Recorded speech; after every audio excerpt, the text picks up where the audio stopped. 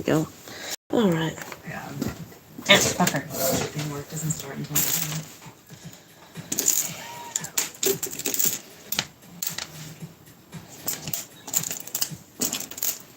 Lasting underarm freshness that helps the skin barrier?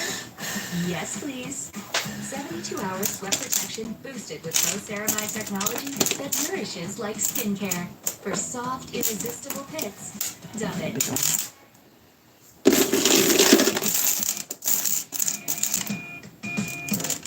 Hello, friends, and welcome to another video.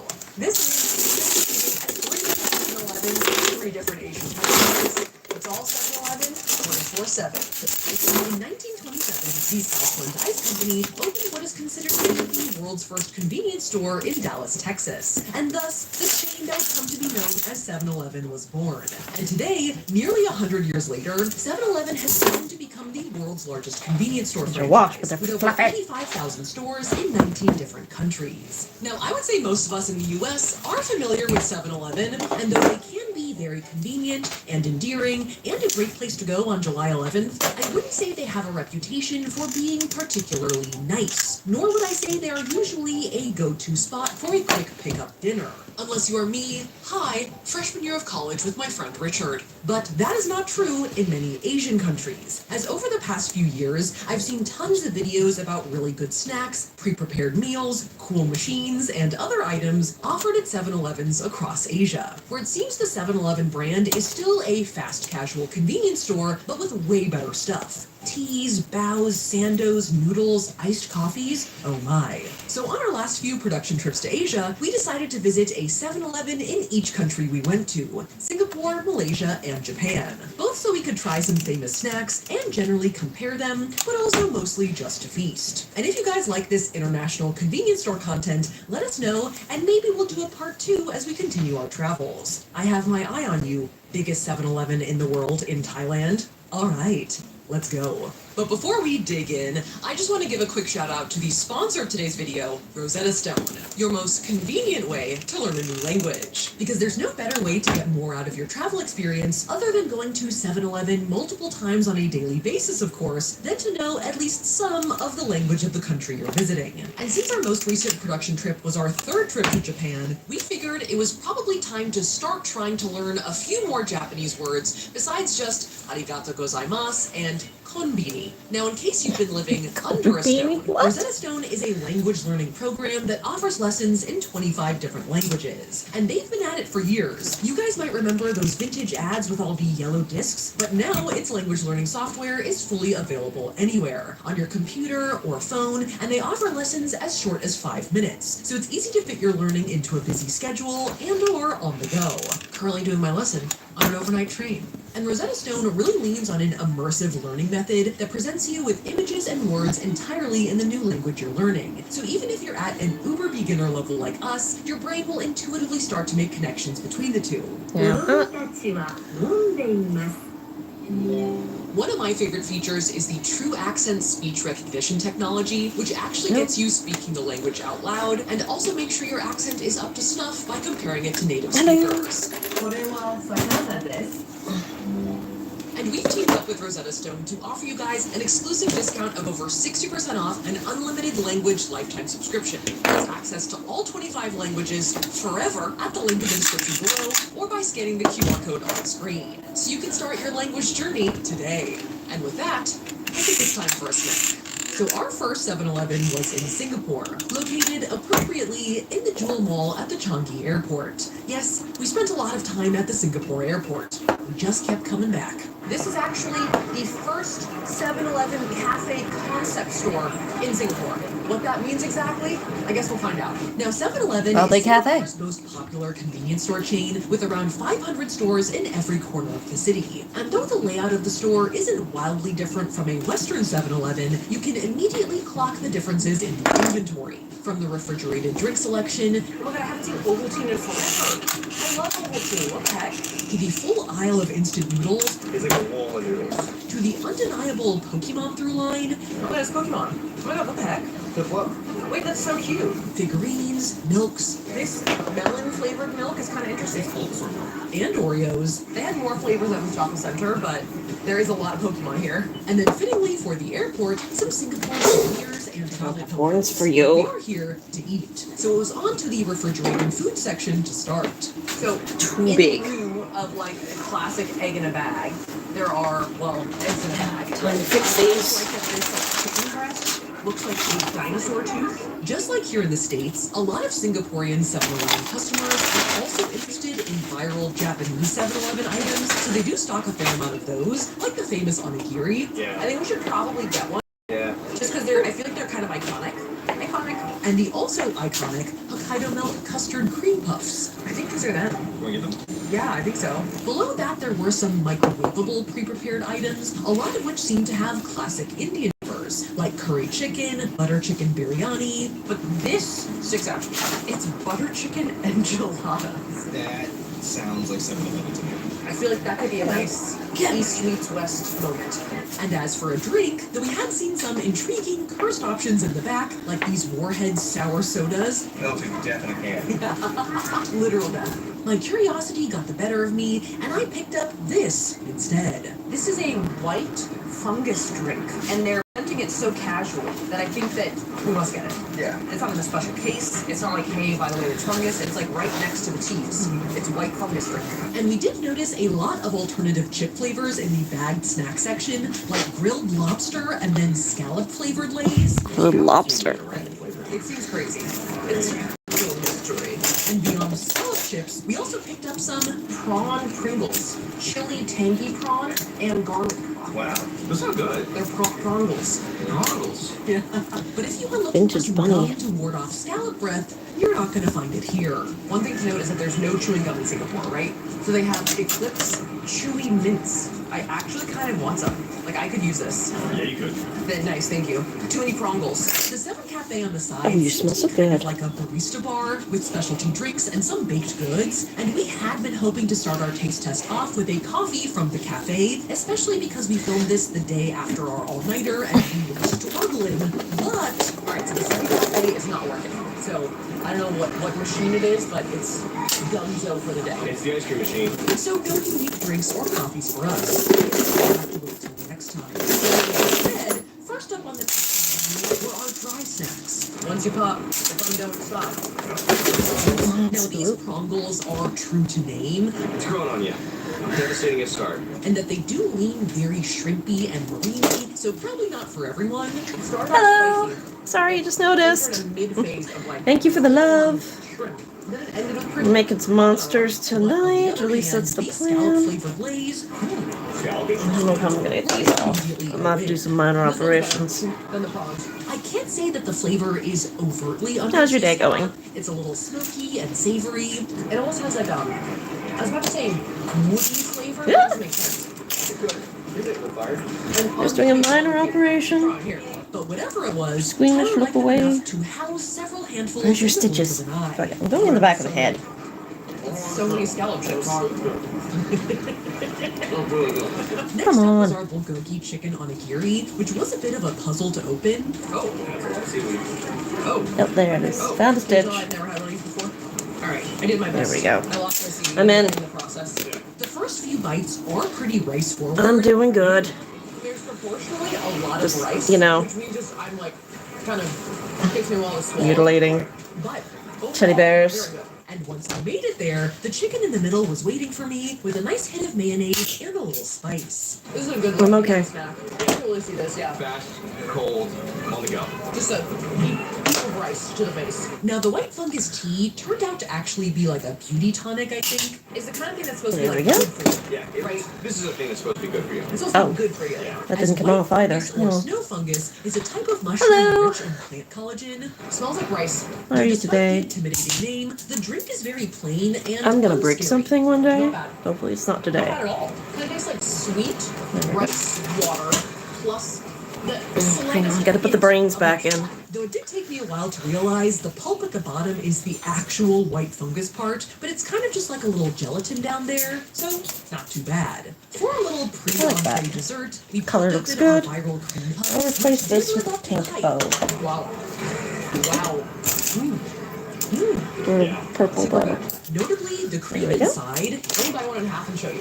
Let me just get one. It's almost like a custard, but not too sweet. It's got a little body to it. It looks inviting.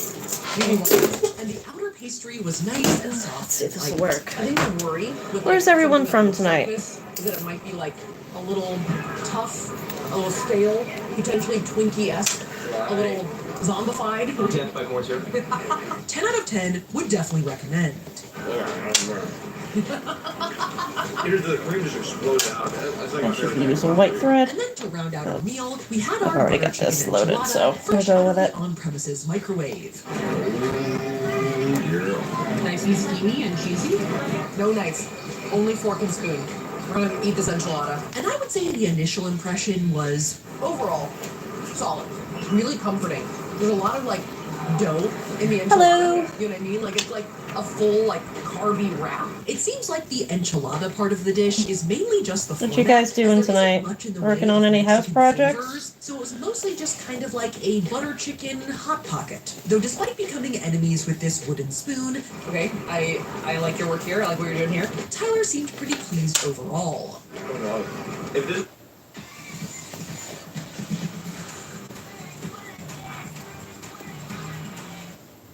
Febreze. When you host, your bathroom can feel like a revolving door. Keep things fresh with Febreze Bathroom. No batteries, no outlets needed. This air freshener fights odors for 45 days. So even after every flush, you know your bathroom smells amazing. Paired with Charmin toilet paper. Use Kayak's best time to travel tool to find the perfect time to go wherever you're going. QuickBooks has been a great tool for us. The ability to create an invoice and receive payments. We haven't needed Yep. to chase people for payment. It's like, okay, well, you can pay online. Here's the link. It's easy. Fuck! I just put all those eyeballs back. There's one of them. That's a relatively common one in this so far. if this better for you, like options, instead of just eating like 8 Jimmy Deans. God damn it.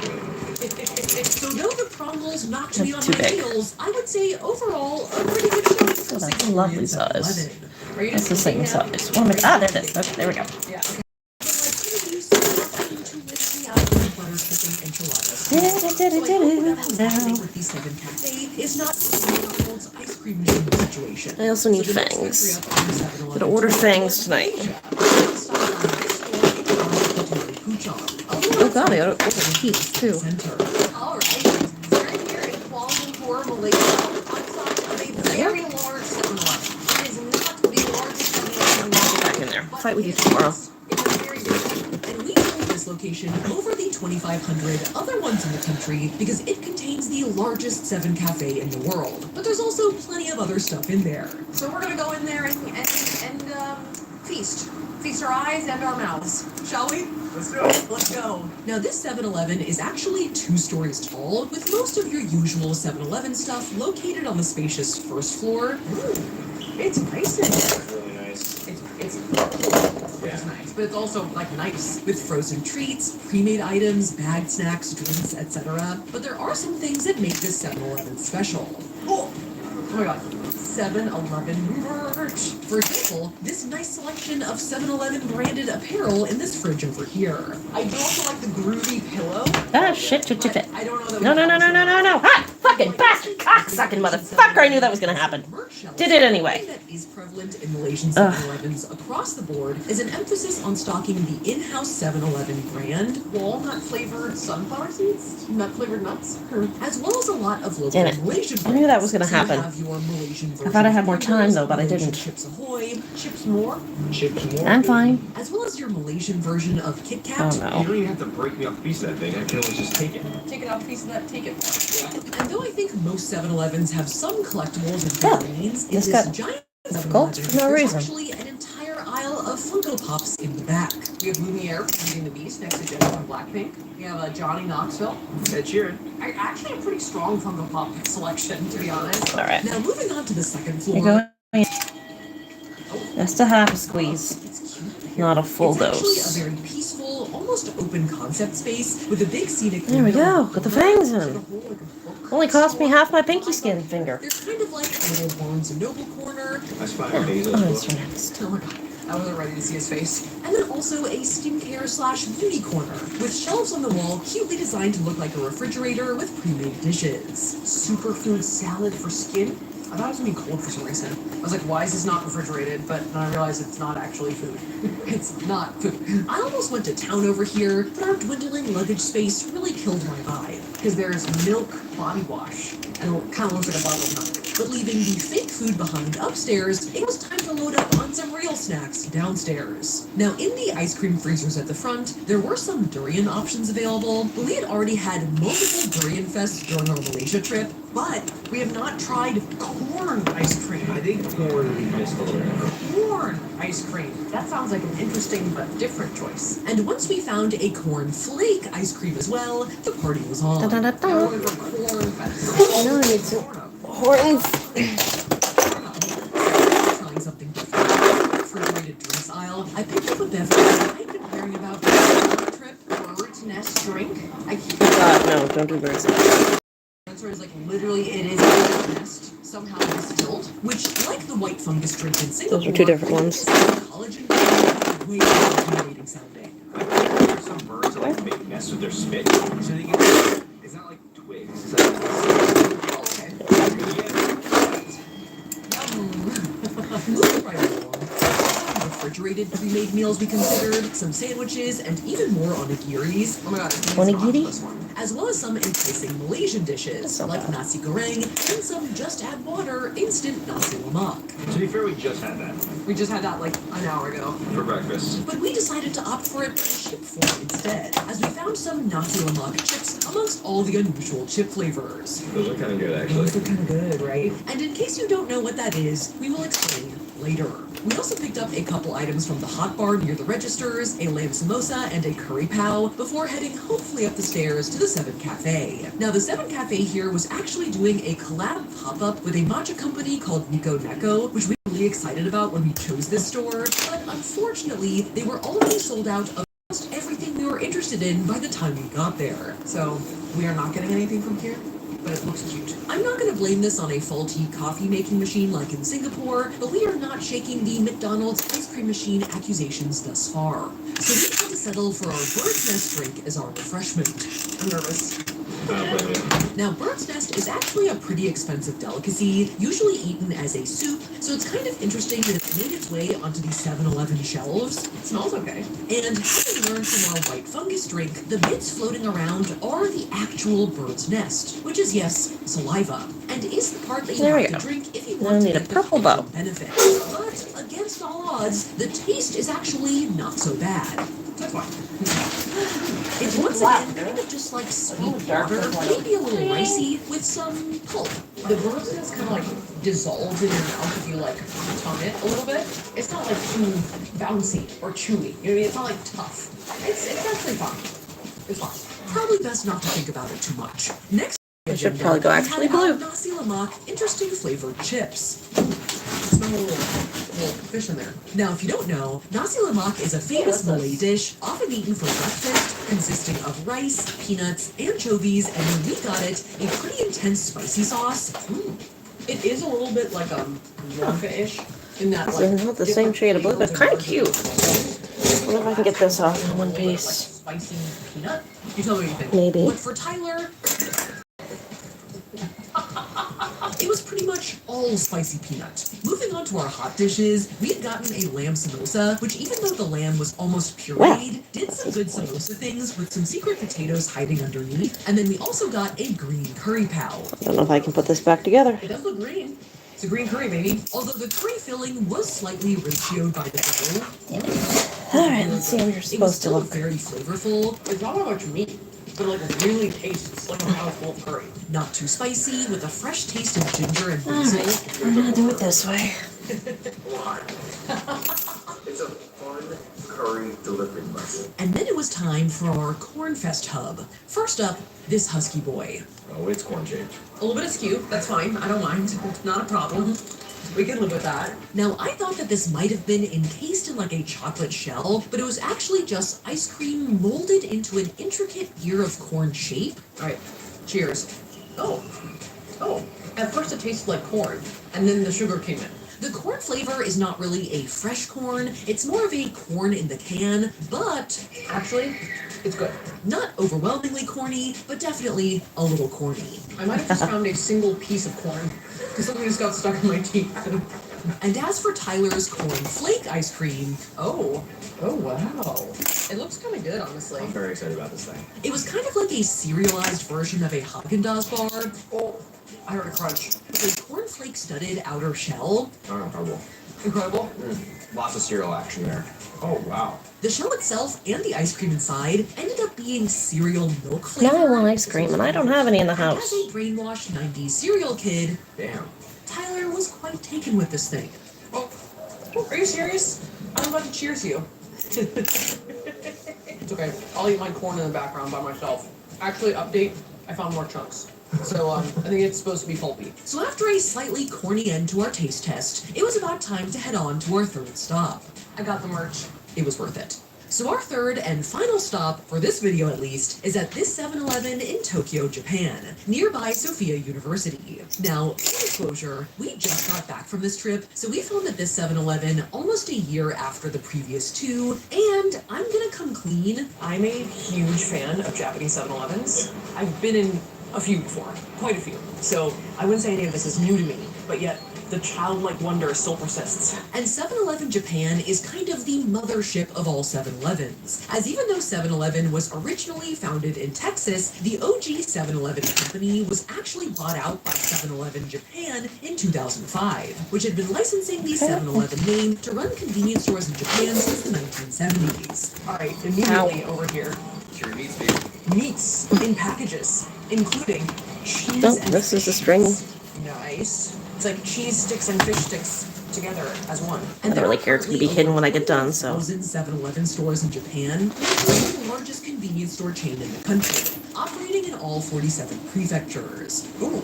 look at that succulent peach. And though Japanese 7-Elevens come in many shapes and sizes, and there are some variations in stock, seasonally and regionally, they generally offer a wide variety of items that lend themselves to something in between a lifesaver in a pinch and a mini grocery store function. And I would say this 7-Eleven is pretty par for the course, stocked with all the staples, a nice instant noodle aisle, from frozen treats to tons of dried snacks, including dried squid of a few different varieties. Smoked, dried, and spicy fried. To a whole slew of vitamin jellies and energy drinks. I've heard that one of these is a magic hangover cure. To the party responsible for said hangover, we've got a nice selection of alcohol over here, including alcohol in like milk cartons. They call that the Japanese Franzia. There you go. To cleaning products, makeup, skincare, hair care, and more. Looks like toiletries in here, and electronics and masks, and dry shampoo sheets. They truly have everything. Dry And shampoo hair brushes. sheets? Oh, and tiny makeup brushes. Oh my god, stackable. Though for the purposes of our haul, there are a number of viral snacks at Japanese 7-Eleven, which we want to hone in on. Ooh, okay. This is something I've seen people do on TikTok, and for some reason, we all like it. These are like frozen fruit in a cup, and then you mix it in like a smoothie machine at the front. I've mostly seen people get the berry ones, but the green smoothie was looking kind of good to me. Maybe I was in need of some veggies. I'm gonna do the veggie one. Cool. Despite Tyler's protests, I'm going with the greens. Besides that, the bulk of the stuff we wanted to get was in the pre-prepared area, both refrigerated and non. This refrigerated section is a serious treasure trove, home to some viral items like the onigiris on their home turf and the sandos. This sandwich is super famous, the egg salad sandwich. It's simple but amazing. But there's also just a huge spread of really legit meals. This looks just good. Sides, rice dishes, noodles. This looks good too. I don't even know what this is, but I would eat it. And it's a serious I don't know if I lifesaver can pop in a the eyes pinch. off. Like if you Ooh, forget yep, to they're already eat coming dinner off. and need Alright. to pick up something to eat in your hotel, which we definitely That's did why we at always least put the twice eyes on on this trip. twice. And then in the non-refrigerated, I guess, bakery section, we picked up a pancake sandwich. Apparently these are quite viral. It's just 2 pancakes with margarine in the middle. And a noodle sandwich. Oh, it's literally a noodle sandwich. Should we get it? Oh yeah. Alright, we're trying this. And for dessert, Uh-oh. we've been interested in this sweet potato ice cream we'd seen online, but it turned out to be a seasonal item that was not available while we were there. And though I almost went for the MBTI personality test gummies, I took it 10 years ago and I was an ENTJ, but I don't think I'm extroverted anymore.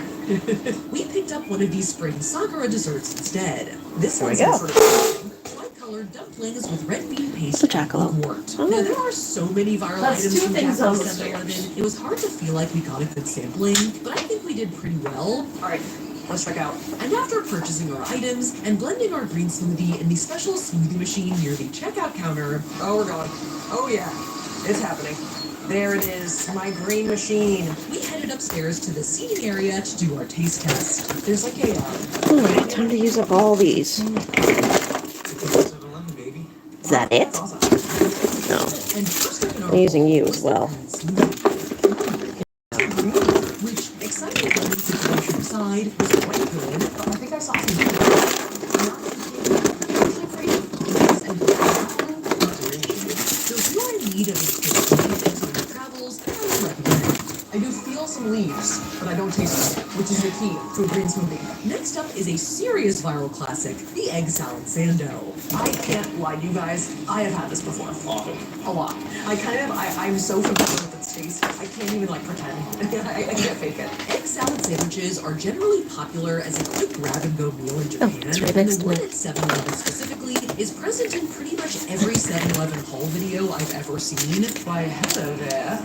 Hello, old girl. Beautiful process, baby. And I think people like it because think it's so just- gooey and soft, as the egg salad is very smooth and the bread is moist and airy. I usually like more things in the egg salad, like maybe celery, maybe paprika. There's nothing else in this egg salad, but it's still amazing. This is what I ate for breakfast like 50% of the days of our trip. Would also definitely recommend. I almost don't know why it's so good, but it's so good. Next up, we had our viral pancake sandwich. And this one, I have never tried before. Oh, it's soft, spongy. Initially, I had thought I might want something more in between the two pancakes. Oh, there's a glob of maple syrup in the center. Sorry, I'm talking my mouth full. There's a glob. But because of said globs of margarine and syrup, Oh yeah. it's not dry at all and is overall a very satisfying bite. It's actually the most genius solution I've ever seen for eating pancakes on the go. Yeah. It's like optimized. This is a hack. This is a hack to just get to eat pancakes. And this thing is so easy to eat, it disappeared in seconds flat. And then to continue our train of sandwiches, a noodle sandwich, or yakisoba pan. Like with the pancake, has this solved the challenge of noodles on the go? Throw it in a hoagie roll. This one I was sure was going to be dry, Let's see. but apparently not. Saucy. Time is it? Saucy noodle. Okay, Must that's drug good. my Guys, cat Mario's soon. gonna be dry. Not dry. I'm not sure the flavor of the noodles was Tyler's favorite, as he said they were kind of bitter and buckwheaty. What's the main flavor you said? Carb? Carby. Unmitigated carb. But the format is pretty intriguing. It's efficient, clean, on the go, a great way to eat noodles with no utensils. And then, kind of like my love affair with the egg sando, one of Tyler's favorite things at Japanese 7-Eleven is the pizza bao, Which I'm talking about. which is a steamed bun with tomato sauce and cheese inside. The cheese is so like melty and molten-y. It's good. This thing is pretty simple, but kind of genius. It's just pure warmth and comfort. Experience-wise, it's kind of like eating gnocchi, where like the apple kind of like simulates potato. It's like pillowy. Yeah. And honestly, it might be one of the top alternative pizza formats. It's just like it's kind of like a soft hot pocket. Yes. I think it beats the bagel at the very least, and the cone. That's the power of the bao, baby. And then for dessert, our tricolored dango or dumplings, which were all made out of very soft and sticky mochi or rice paste. The inside is red bean. Everything's on fire! There's that kind of like starchy, sweet flavor. You sit there for a minute. Initially, I thought that only the pink dumpling had red bean inside, and the other two had mugwort in them. I don't know exactly what that is, but we're about to find out. But after tasting them, I was wrong. They're all red bean and mugwort on the inside. no, I was wrong. After watching a couple of videos, I think they do actually have different distributions of red bean and mugwort inside. I think. but they're all pretty good. Mugworty. What does mugwort taste like? Not sure. Mostly tastes like red beans to me. Okay. It looks good. You. And I think You the are way we fine. can bring this full circle is, though these 3 dumplings look similar on the outside, like the 3 7-Elevens we went to, they have slight differences, which make you appreciate each for different reasons. Though let's be honest, Japanese 7-Eleven is everyone's daddy. We had a few favorites from each place, like the scallop Cut flavored this off. Lay's, technically Japanese ice puffs from Singapore, our corn hub ice cream bars, and the 7-Eleven merch from Malaysia. And in addition to the items we already like from There's no Japan, collectors the watching. pancake It's gonna sandwich hurt a little and the bit. green smoothie are good ones to add to the repertoire. And though let's be real, don't think, American yeah. 7-Elevens may never live up to their overseas counterparts, although this one isn't so bad. Some good news for us, apparently there are some Japanese 7-Eleven products that might make their way stateside soon. So, fingers crossed. Let us know down below what country's 7-Eleven you'd like to see next, and if they have a corn-shaped ice cream we can eat. So make sure to shamash that like button and shamash that subscribe button if you haven't already. And we will see you guys goodness. next time. We've been around for a while. Alrighty. Operation time. I have to find a place to put you Alicia went to guys. 4 engagement parties. She's done bringing the poor smile as her. Here's a ring, Alicia. Say I do to fruity sweetness. Smacking that hits the spot.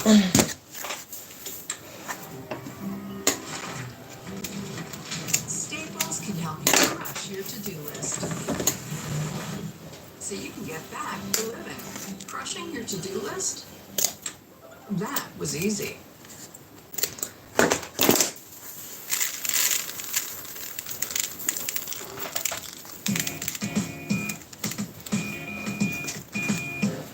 Hello, friends, and welcome to another video. Today, we're going to be spending 24 hours in the best airport in the world. I think we're off to a pretty good start. Now, though I do like to travel, I wouldn't say the airport is usually my favorite place in the world. Though some can be cute, I'm usually a bit frazzled, in a hurry, lugging around a bunch of stuff, and I've never really considered it a destination in itself. It's more like the place before the place, almost a liminal space. So though I like Hudson News as much as the next person, the thought of wanting to hang out at the airport has never really crossed my mind. And any unplanned extra time spent there, like when your flight is delayed or canceled, is usually the worst. But what if it wasn't? What if, instead of a semi-hellish experience, the airport was a heavenly one, with beautiful architecture, calming botanical gardens, a top-notch mall, spas, and more? Does such a place exist? Well, supposedly at Singapore's Changi Airport, it does, as it's regularly voted as the best airport in the world, although it has sort of gone back and forth with Doha's Hamad Airport for the #1 spot over the last few years. Serving as the crossroads for 60 million passengers a year, Changi Airport hosts nearly 100 airlines that can get you pretty much anywhere in the world, with an average of 1 flight arriving or departing every 80 seconds. And even with all that foot and air traffic, it still sticks the landing as a pleasant place to hang out, as people seem to really like it. I'm sure you've seen their famous Jewel waterfall, but there's a lot more where that came from. So we're gonna put the world's highest rated airport to the test by intentionally stranding ourselves there for 24 hours, and experiencing as much of the stuff it has to offer as we can, from stores to food to accommodations to art installations, and find out what makes it so good. I guess we'll see. But before we head off, I do want to give a quick shout out to the sponsor of this video, Opera, the faster, safer, and smarter internet browser that will work for you no matter where in the world you're headed. Now, I've used Cut open the Opera guts. for a while now, and honestly, I really like it. In fact, you may have seen Exposing the innards and dump out all the guts into the bowl. We will use those later. As a serial We do not multi-tab waste. opener, I love the tab island feature, which allows you to group together similar tabs and tabs and expand them. And their new feature, Tab Traces, which subtly underscores... We take out his tab you first identification visited, so no one can identify the body. and not only can you Later. tabs like a cowboy Release. Opera's pop-out player allows you to listen to music, blast your lo-fi, Interesting. and even watch videos with failed. the video pop-out feature all in one screen. So you don't There need to we go. open any additional windows or apps. Look, the fountain's over here, now the lo-fi's over here, now the fountain's over here, and my new favorite feature is Opera's split screen, which lets you work on 2 separate pages in the Fluffy's same back window. So I can for have my extensive volume. map of the Changi Airport open right next to my video script without having to open multiple windows. Boom. Optimized. You can even pull up Opera's built-in AI tool, Aria, wherever with their command line feature. So you can ask it for help in any window at any time. So if you want to support our channel and check out Opera, totally free. Just use my link in the description below to download Opera today. So with that, thanks again to Opera, and now, back to the airport. So we've been in Singapore Need more for fluff. the first leg of our filming trip, notably pulling an all-nighter and ending up at a prawning place at 5 a.m., staying in an aquarium hotel room, and getting a custom facial inside this crazy bubble. But now, it was time for us to head to Malaysia for the second leg of our trip, which required going to the airport. But we were actually heading there a day early, so we would have some time to spend at the airport before we took off. Now, Changi Airport is made up of 4 terminals, and then this sort of mall meets giant greenhouse part in the middle, which is the famous Changi Jewel. And though it seems that you can get dropped off at any of the terminals, for example, if you want to just go directly to your gate and not hang out for an entire day beforehand, we're going to start off our journey at the Jewel. And we'll divide the video into everything to do before security first, aka the Jewel, and then we'll tackle all the things to do in the terminals after security. So we are here at the Changi Airport about 24 hours before our flight. There's a lot to see. We are ready to explore once we disappear our bags. I don't know. We'll shop, we'll eat. At some point we might go down a slide. I've heard talk of a gold vending machine. So I feel like we should get cracking. Because we actually do have a flight to catch at the end of this. And in the spirit of getting cracking, stop 1 was to put our bags into suitcase storage on level 1 to minimize lugging and maximize fun. Already liking the vibes here. Now, it seems like Changi Airport was already pretty nice before the Jewel was built, but I think that the opening of the Jewel in 2019 really catapulted it to Uber airport status. It's a 7-level mega complex that's supposed to be a combination of a marketplace, aka a giant mall, and an urban park. See this central garden with the giant waterfall in the middle. Real wet. Actually, no. Don't look at the clock, though. That's the most amazing part. This is the Rain Vortex, which is actually the largest indoor waterfall in the world at 130 feet high. And it is pretty much the crown jewel of the Jewel. See all of these people, including us, trying to get an Instagram with it. I think we battled our way to getting our shot. Yes. Maybe. Peacefully. Yeah, people now. So we have to, Yes. And I don't think this was intentional, but we kind of think this whole part of the Jewel has serious Jurassic Park vibes.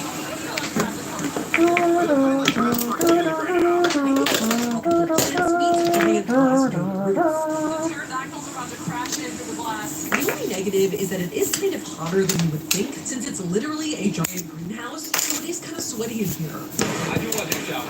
Yeah. It's almost like haunting us. I mean, it seems like it's got good water pressure. Yeah. And we did mention that there isn't a splash zone on this side, but on the far side, heads up, because you can't sweat over there. Now, in terms of the urban park aspect of the Jewel, there is the Shiseido Forest Valley, which lines the sides of the Rain Vortex, and is apparently home to 900 trees and 60,000 tropical shrubs, but there is also the Canopy Park, which takes up the entire top floor of the Jewel, and is basically an interactive botanical art installation / playground. And it is pretty awesome up here. But we did mention the ground floor of the Rain Vortex being hot, and given that whole heat rises thing, it was even hotter up here. As I get hotter, that thing just mocks me more. Let me shower in it. Let me get in there. Let me at him. One person a year gets a shower in it. There are a few cafes and restaurants right off the escalator, as well as a glass-bottomed canopy bridge which spans the center of the Jewel, but you have to be a MasterCard holder to walk up there. Look at all those MasterCard users. And I don't have a MasterCard, so we couldn't go. So our first stop was the Hedge Maze, which I think is mostly for kids, but was no cakewalk.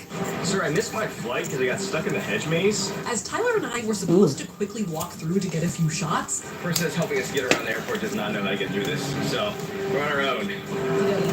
and we kind of got lost in there for a bit. Isn't it this way? And though that was embarrassing, I did like that there were some cool magical elements to the maze, and then when we did finally reach the tower in the middle, All right. We figured it out. And only a little bit slower than all those children. there was also a refreshing vent blasting cool air straight up your legs. This is the real prize. This is the prize. It is a nice breeze up the shorts. Other popular fixtures of the Canopy Garden are the Topiary Walk, which does have an impressive array of floral sculptures. Feel great unobstructed views of the waterfall that you don't even need a MasterCard for. And then a couple of areas that are most definitely for kids, like the Discovery Slide and the Foggy Bowls, which if you wouldn't believe you're already looking at, it just turns out the fog machine wasn't working that day, as well as this hanging walking net. Okay, this is how I put my shorts on, so I didn't scandalize any of the small children below.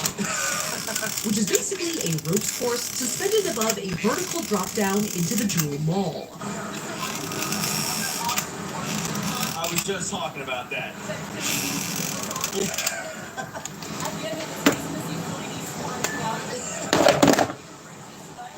And when you look through the net, you can almost see all the way down. Oh man, that's high. Now, I was determined to traverse this thing, but as the footage can attest to, Remember, I was pretty terrible. They're only at worth it. $1 each.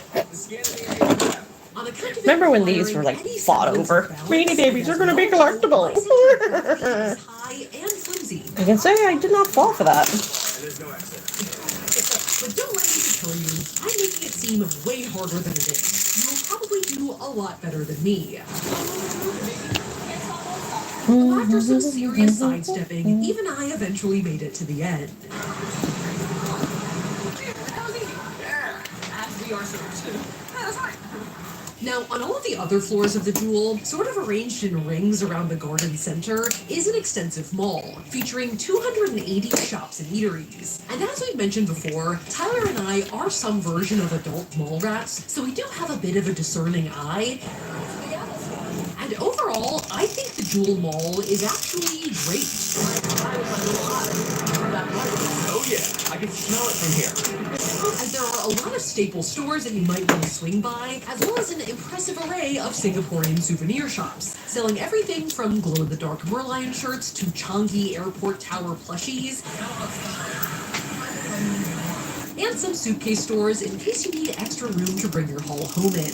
But beyond just solid staples, there are some things that really set this mall apart. Like on the 4th floor, there's a number of interesting vending machines, like this gold vending machine which we mentioned earlier. Pure gold, SG. Now, I thought this thing would be selling like gold jewelry, but it actually sells these little gold tablets with different Singaporean themed designs on them. Almost like a super fancy pressed penny. Yeah, yes. It's like a really expensive penny flat I'm gonna put the brain. Totally, it's exactly Still drying. Then there's also a fresh orange juice sorry. squeezing vending machine and a cotton candy vending machine that makes intricate cotton candy designs by like hitting the spinning cotton candy against this rod, which was honestly pretty impressive. Now, I'm not actually a big cotton candy person, It's huge. Oh no, it's huge. I'm famous. but this was pretty good.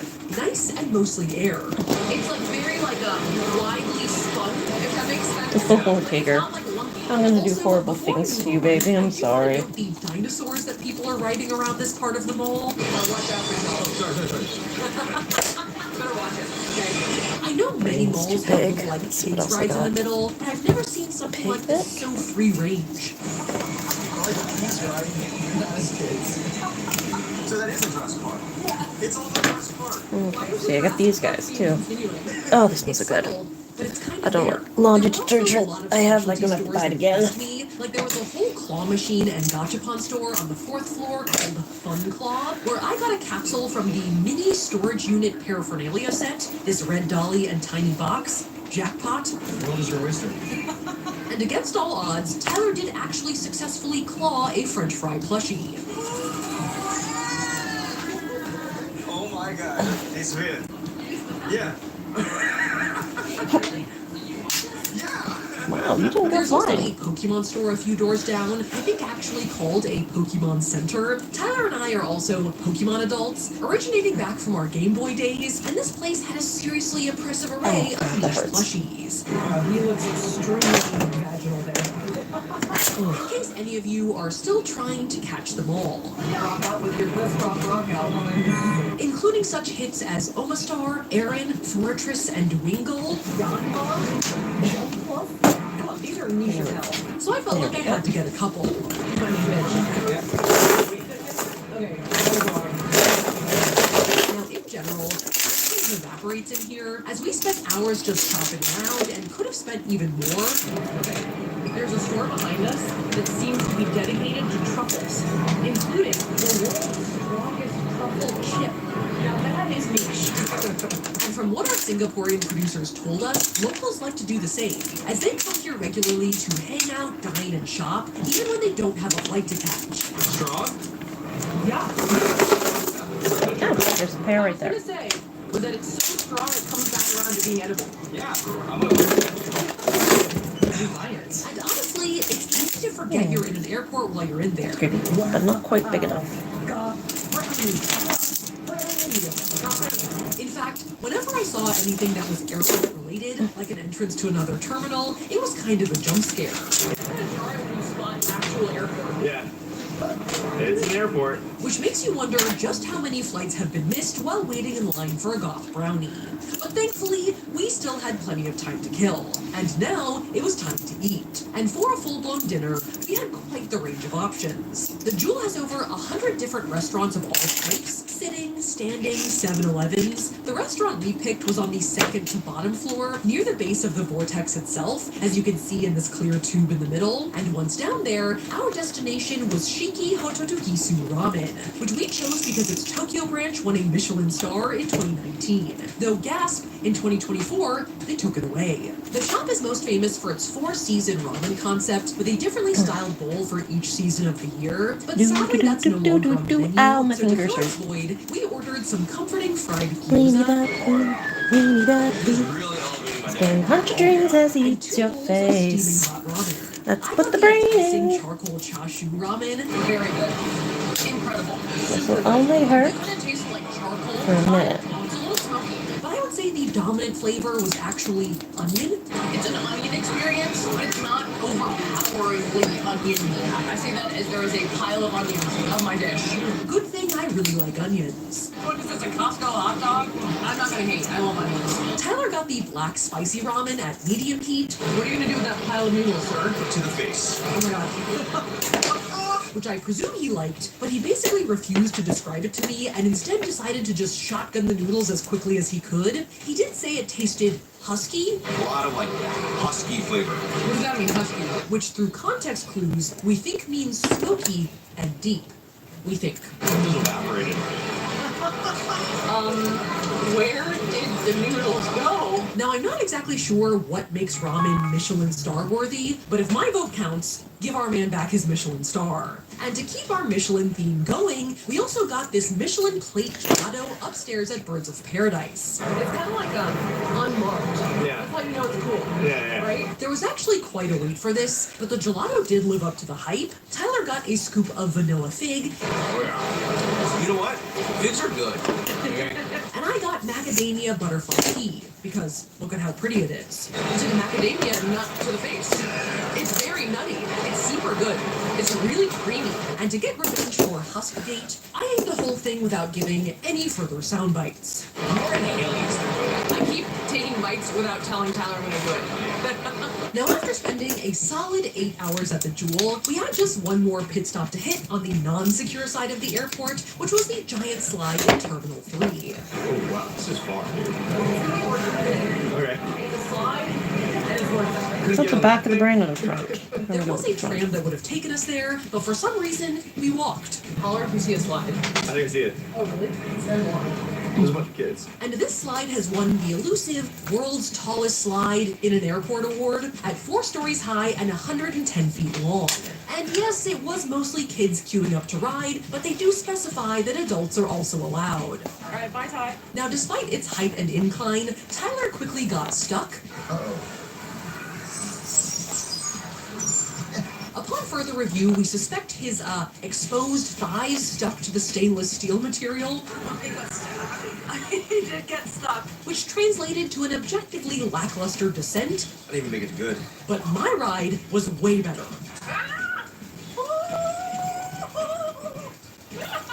As I definitely got some serious momentum, She's zooming. even if I didn't reach the awesome distance at the bottom. Hey, I survived. Now, though this is a pretty unique airport attraction, I'm not sure if it's really worth it to hustle all the way over here unless you're already departing out of Terminal 3, but at least I can now say I have gone down the world's tallest slide in an airport. I did way better than you. You did amazing. And it's horrifyingly bad. And that has to count for something. Do it again. I did not have fun. Now, before we finally headed through security, we took our suitcases out of storage and checked them into our flight, which you can technically do on Singapore Airlines up to 24 hours before takeoff. And then we headed through security with our carry-on bags, which was really more of a quick passport and boarding pass check than anything else. All right, we're finally airside, people. They didn't actually have to really go through a security guys before I got here. Your brain's kind of leaking out the back. Which turned us out into Terminal 1. Now, the terminals look a lot more like an airport than the Jewel does, if at least a pretty fancy one, as there were probably more designer stores in the terminal than we saw in the Jewel. I guess on this side of the airport, it's all duty-free, baby. There's also an Adidas store that's open to so I might go. I'm looking for a foot massage. I did not see that. No express bar? I did see uniform. Okay. So I guess it's not only designer stuff. That really feeling is stuck in there. Now, we had already had a pretty long day, walking up and down and also in circles around the Jewel, so we were pretty exhausted, but our plan was not to spend the evening sleeping on the benches at a gate. Follow the signs for the pool. Yes. That's us. Yeah. Instead, we had booked a room at the Aerotel Singapore, which I believe is the only airside hotel at the Changi Airport. The front desk area of the hotel is kind of unassuming, like it looks kind of just like more airport. I don't think we're up there yet. No. And it's separated from the rooms, which are down this hallway. This door in the corner. This door is my promise that I had Yeah. today. Which looks much more like a hotel, but is very moodily lit. It's like a very dark. You're gonna be a pain in the ass to paint, but you'll be cute when you get Now, done. even though the rent at the You will be. hotel was not that cheap, I thought the room was actually pretty solid. It's not so bad. It's actually really nice. Clean, relatively spacious. I have a mold for a brain. I've got to start using it. Okay, so window. The view is a gate D40 and kind of on my The window did take up a comically small I have to percentage of sit this you up wall, until you and sit. can hear Sit. some plane noises, but it's almost more like white There we go. noise. Though I will say, after a quick bed drop, Oh my god. It is hard, baby. Ow. It's a hard bed. Ow. Did you feel that on that drop? the mattress was surprisingly firm. But the pool's too nice. I think it's good. Now, beyond just a bed to sleep in, the That's right. Aerotel does have an ace up You its still sleeve, got fun. a pool. Apparently, it's Asia's first and only rooftop airport pool. Is that a long list? Is there another one in Asia? And only Okay, first of all, yeah. Which sounded really good to my soul and ankles. Here we go. We're walking through this airport in a swimsuit and a towel. Let's get that thing. We were originally angling for a morning dip in the pool, but the pool was only open from noon to 10 p.m., which was going to be too late for us in the morning, so we instead raced over to get a 20-minute soak-in before it closed. Obliterate this pool. Yeah, baby. I'll just use like vintage Winnie the Pooh items at like 50, 60 bucks each. And overall, the whole place is pretty cute. It's vaguely safari themed, with fake trees, lanterns, and an arrowed bar. And in the background, you can hear the not-so-faint humming of the planes at nearby gates. Here's where I do something stupid. Do not do this, kids. Yeah. Which, if anything, made the experience Where's feel this eyeball? more You're relaxing. broken. Because You're it's a melted. constant You're reminder that damaged. you're in You're this cracked. pool instead of just sitting at the terminal. I have no sound bites. Oh, you're split. I have no I didn't know that could happen. Fuck it, I'm using you anyway. Now, Awesome. They did come with a complimentary So full of meal, which you rage. don't have to eat at the pool, but you can. We're closing the place down. Okay. It's super fun for Mazzoni. Tyler got the Singapore signature roasted chicken rice. After You must trying it dip your during our finger all-nighter, in the he cold, ordered wet chicken rice water pretty much every after it moment. cools. I'm good, man. And then as it cools, you work it, but it's still fucking hot, so don't fucking get it stuck to you or burn yourself. Nasi goreng, which is an Indonesian fried rice typically served with a fried egg and beef satay. That looks amazing. And yes, they did turn on a giant spotlight on the pool deck. What is it? They're good without you. That's spotlight. Yeah. We gotta go. I think at the very least to let us know that the pool was closing. So we scarfed down our go. meal as quickly as we could. And It's after cool. venturing It'll back hold to the its room, we hollow filed shape. our worries away. And that'll be your gouged out eye. Hey, or rather, the surprisingly firm mattress. See you guys in the morning. All right. Good morning. Morning. We're awake. Yes. We are I'm gonna mobilized. get a white film We have if about 6 hours before our flight. Okay. Ish. it's on the inside. We're gonna do some stuff. Ooh, We're gonna see that some terminals. disappeared. Do some Nice. things. I'm hungry. So to close out our time at Perfect. Changi, we decided to spend our last few hours seeing everything we could at the different terminals. At least, Ooh, all the things we think sets Changi Airport apart from any normal nice airport. But first up, we needed to eat. Want some breakfast? I want some HW, baby. Finally, Shit, the steaks were made, the steaks were made. Which we've been seeing all over the airport and Singapore and had been dying to try. It's a classic HW morning. Don't touch it, I can cut it off later. Popular, fast casual coffee/breakfast chain in Singapore, and just so we're all on the same page, it does seem like Singapore is in on the double entendre. All right, so from Heavenly Way, I got the traditional Kaya butter toast set. Kaya butter toast is a pretty traditional, simple breakfast dish in Singapore, which consists of 2 pieces of toast, butter, and kaya spread. Yeah. Super good. Kaya is a sweet coconut and pandan jam, which is why it's vaguely green, and it is pretty awesome. Together with the butter, it kind of tastes like a Still hot crispy up there. coconut custard sandwich. It's so light. It's like freeze-dried Ooh, ice cream see? for the Sicilian. Because it's so crunchy, Yeah. right? And it also comes with a I couple could just of gouge out all their eggs eyes. inside, which you can dip the toast in. Keep it simple. It's my kind of breakfast. Crunchy, heavy on the eggs. Ooh, Cyclops? I am a great admirer of this dish. Cyclops Tigger? Not really scary though. Not enough fangs for him. Or Plenty of fangs for him. Heavenly Way. So pleased with our heavenly where's my breakfast, jar we of headed over to the tram to get to our next terminal. And first up on our Oops, tour was a and return to here it Terminal 3. This time on the secure side of things. I need a piece of cardboard. Key destinations for us to visit. We could have stopped by this robot barista in this atrium right off the tram, but we were already blessed by the HW. I still have the lane in hand, so I probably can take it. So instead, we floated over to the Butterfly Garden, which is nestled in between a few of the gates. Oh, butterfly. Now, this is actually the world's first butterfly garden in an airport. Did it a lot of worlds first. It's a feast. A pineapple feast.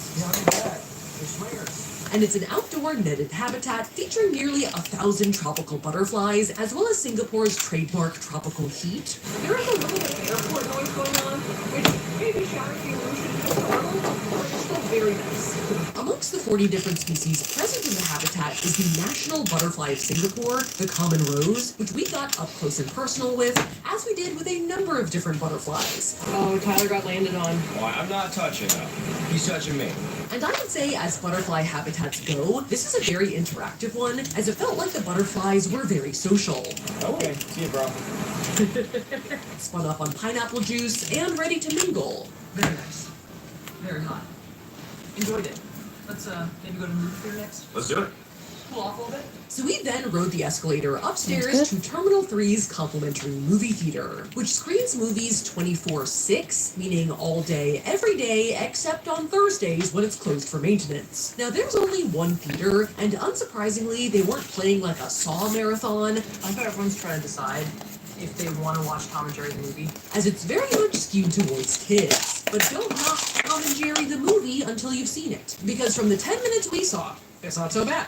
Alright, so having seen 10 minutes of the movie and not even knowing that it existed before, Right. I think it is about Tom and Jerry somehow jump out of an animated film. Chloe Grace Moretz is an NBC page and has to deal with the fallout. Yes. Right. That's the vibe I get. It's good. Now, the next terminal in our tour was Terminal 4, which is actually not connected to the other buildings at the airport, so if you are terminal hopping like we are, you have to take a bus to get over there. And it's a pretty long ride. Ooh, Terminal 4. Uh-oh. No security. Now, Terminal 4 has its own array of art installations, as well as its own chandelier jungle gym and slide. Oh, this bro's good.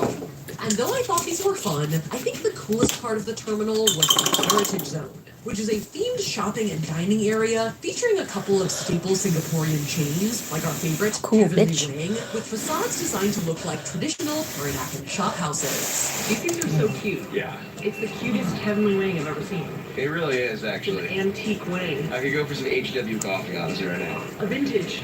Classic wing. Yeah. This design was a signature of pre-World War II Singapore, which gives this corner of the airport some serious historical flair. But they take it to the next level when the facades open up to display a short film. Alright, apparently there is a Terminal 4 Heritage Zone show. So I was filming it right now. It's actually awesome. Set in the 1830s, the story of a shipping company, a tea house, and love. Also, apparently the Heritage Zone bathrooms are the nicest bathrooms in the airport, according to our producers. How are the bathrooms? They're really nice. Okay, I heard they were nice. Should I go? Go use the bathroom. So I would recommend it if you have time to make It's the always trek. wonderful where they go. It's a mystery. We needed to circle back to Terminal 2, which was where our flight was taking off from and why we saved it for last. Though fittingly, the tram took us right through the center of the jewel to say goodbye to the rain vortex. One day, And pop. I will shower on you. Now we flew into Ooh, that got me in the 2 shoulder. to Singapore, and maybe it was the 18-hour flight time, but I didn't realize just how fancy this terminal was when we first arrived. It really is like this. There's like a million installations, and you don't even know what they are. Vegas is an airport. Yes. It's more Vegas-y than the Vegas airport. And it is also chock full of some seriously high-priced designer stores. I was wrong. She's playing Gucci. I would say But that that's the the real same size? treasure of Terminal 2 Nope, is good. not the Gucci or the Tiffany's. The immersive garden in one of the hallways called the Dreamscape. The Dreamscape features a series of plant-lined columns that house nearly 20,000 different plants, a pond below, some parts of which are filled with some persistent fish, They asked her to tell us something. and some parts that are covered with a clear glass to make a sort of water walkway. There's water. I didn't, but I still got freaked out. But the real showstopper is the ever-evolving digital sky, which makes it seem like you and the garden are submerged underwater. You can see boats, otters, turtles, sometimes a storm blows through. It's pretty trippy, and judging by the amount of people hanging out and taking photos, we weren't the only people who liked this. It's awesome. Yeah. Everyone wants to film this too. Yeah. But the Dreamscape is not the only garden in Terminal 2, as up an escalator and tucked around a couple of winding hallways is a rooftop sunflower garden, Airport stuff down there. Sunflower things up here. which does feature a lot of sunflowers, but was kind of under construction when we went, so between that and the outdoor heat, we made our visit brief. It's pretty hot out here, and they're also like doing landscaping, Yeah. so we should probably Get out of the way. get out. But it's nice. Now, after visiting as many gardens as we could, we were finally entering our end game, or our final hours at Changi before our flight. So naturally, Tyler got a foot massage.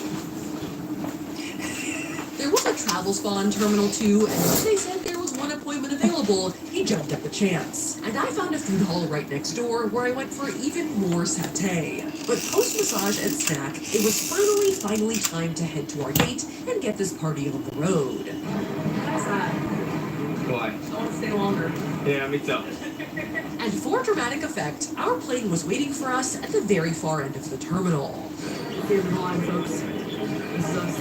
And yes, you do go through a secondary security scan here, though we couldn't really film it. We're not Casey Neistat at the airport bold quite yet. Now overall, I do think Changi is a pretty great airport. It's a little frustrating as an attraction because it has so many things, shops, gardens, activities, and they are so spread out amongst the different terminals that it's hard to visit them all and feel like you really saw the whole thing. But the obvious answer is that it's not actually meant to be visited in one go. It's more supposed to have a sprinkling of nice amenities everywhere. So in whatever part of the airport you end up in, there's something new for you to experience. But it's still probably the best airport I've ever been to, and I would definitely want to come back.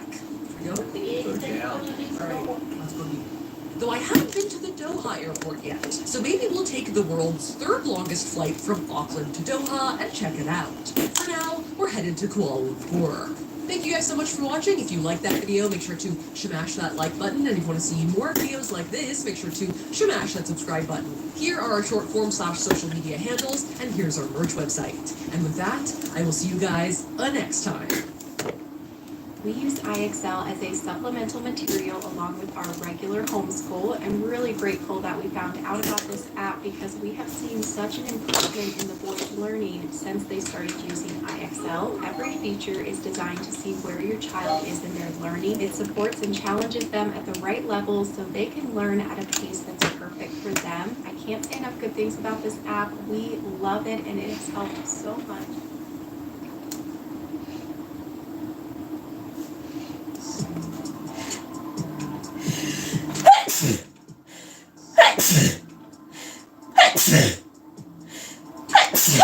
Fuck, I ain't got time for sneezing. I work with hot glue and lots of tiny teeth.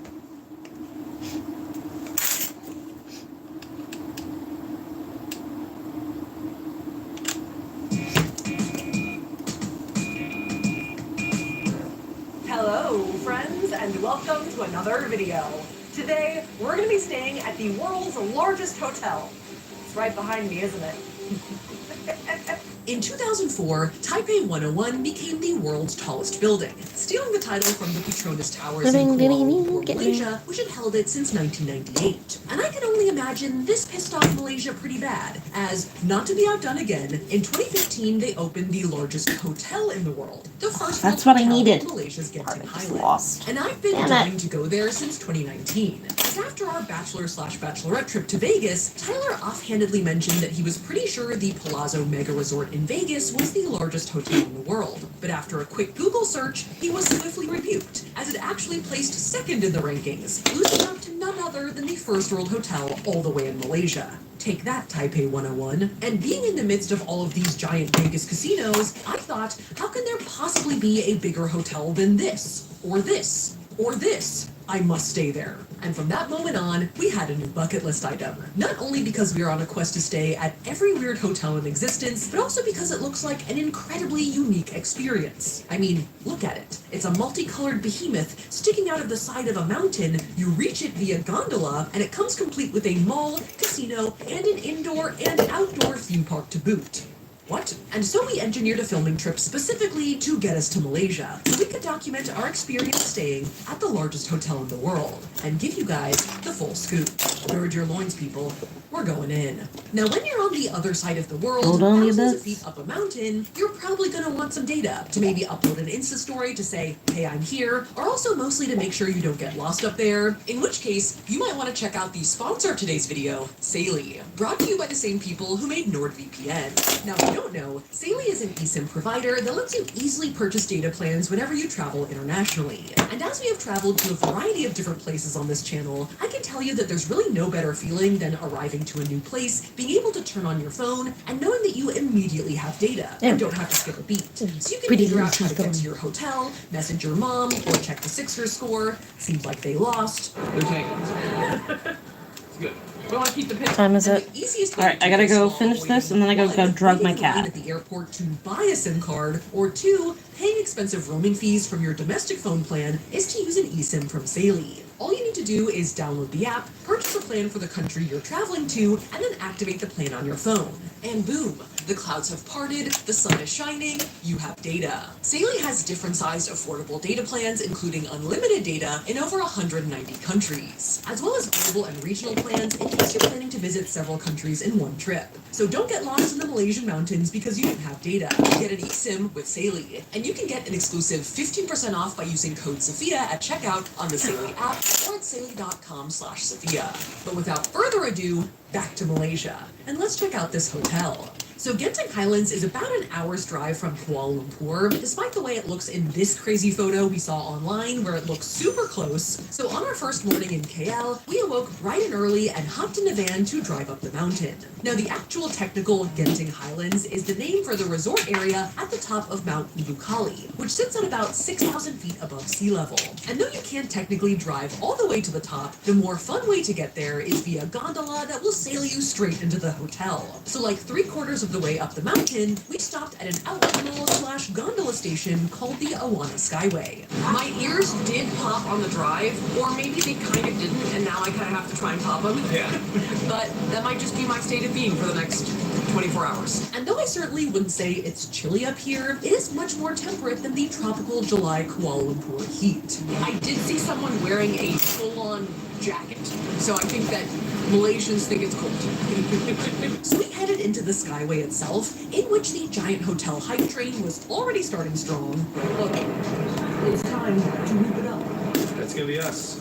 Whooping, baby. I guess we're gonna be channeling the Real Housewives of Orange County while we're up here, which is okay by me. A small note, but I just want to get a shot of it. I think this baby 7-Eleven. Isn't it so cute? But not to get distracted by the shops and restaurants, we headed to the top floor. Oh, yeah? I got it. Lucky. Which is where the gondolas launch from. And then we scanned our tickets and hopped into our awaiting sky chariot. Uh-oh. Here we go. Ooh. I made it. I almost fell. Oh, yeah. And with a jounce and a rumble, we were off. Nailed it. Goodbye, outlet malls. They're one of the large basket robins that was interesting, but we dug it up. Yeah. There we go. All right, Tigger's good as tea. Glass bottomed gondola versus the normal bottom ones, but it doesn't actually add that much to the view. It just makes it more terrifying. Yeah. Because the great view is through the windows. Right. This is just scary. And frankly, the view out the windows is pretty amazing. Because on a clear day like this, you can not only see the whole mountainside, you can also see all the way back to what I'm pretty sure is Kuala Lumpur city center. You know what this mountain needs? I have to be careful because the new Haku will melt the other Haku and the teeth will fall out. I would recommend if you have the time. As you approach the summit, you start to see a few other buildings on the horizon. I need a minute. Shh.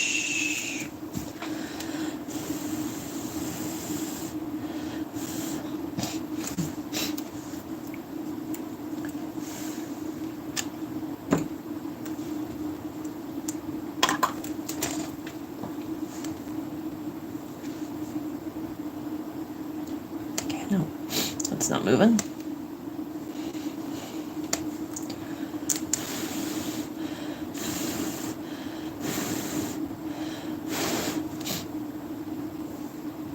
He needs a tongue. Stay there.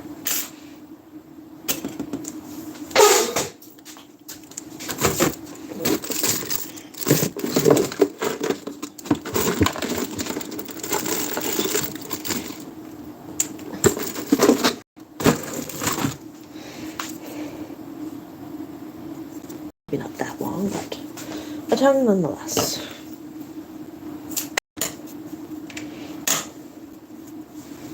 Yeah, all right.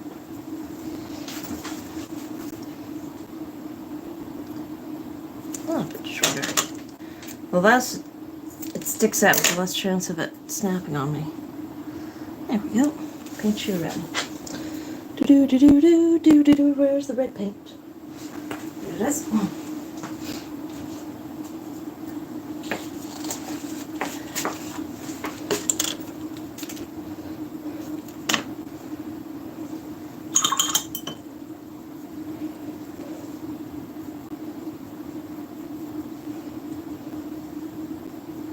Teeth are still there, haven't fallen out yet.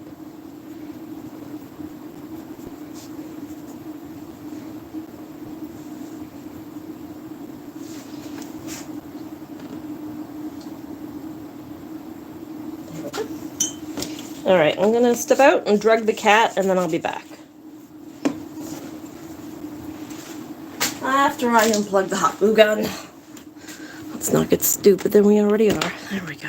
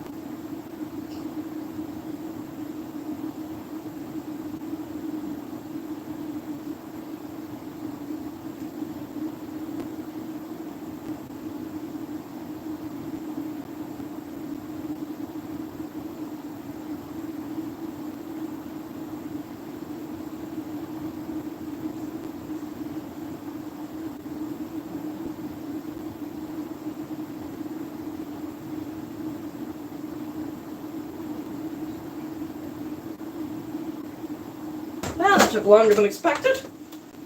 Sorry about that. I don't think anybody cares or is even watching, so.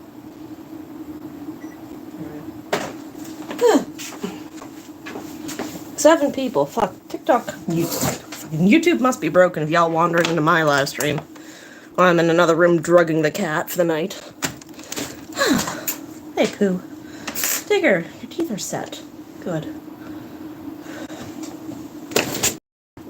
That needs a minute.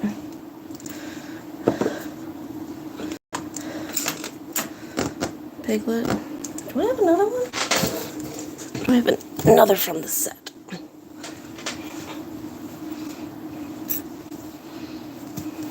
Yes, I do. I have Eeyore, too. Alright. We can definitely ruin their lives. Mouth is closed. I won't open it.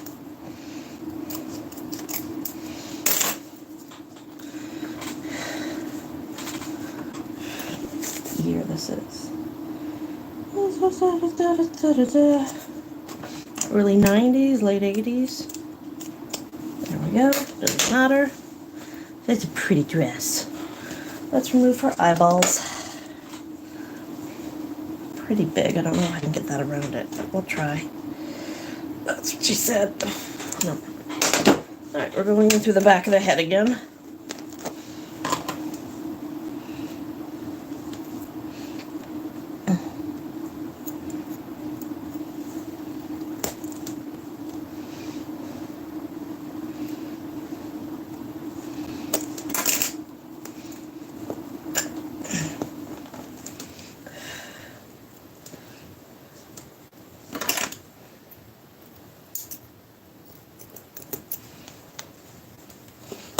There we go. Just needs a little convincing some days to get back there. Now we gotta get to the front of the face.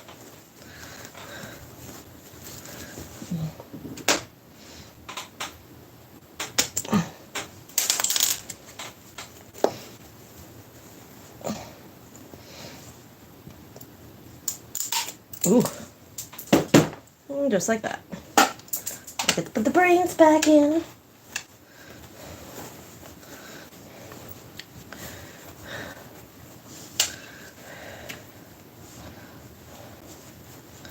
There we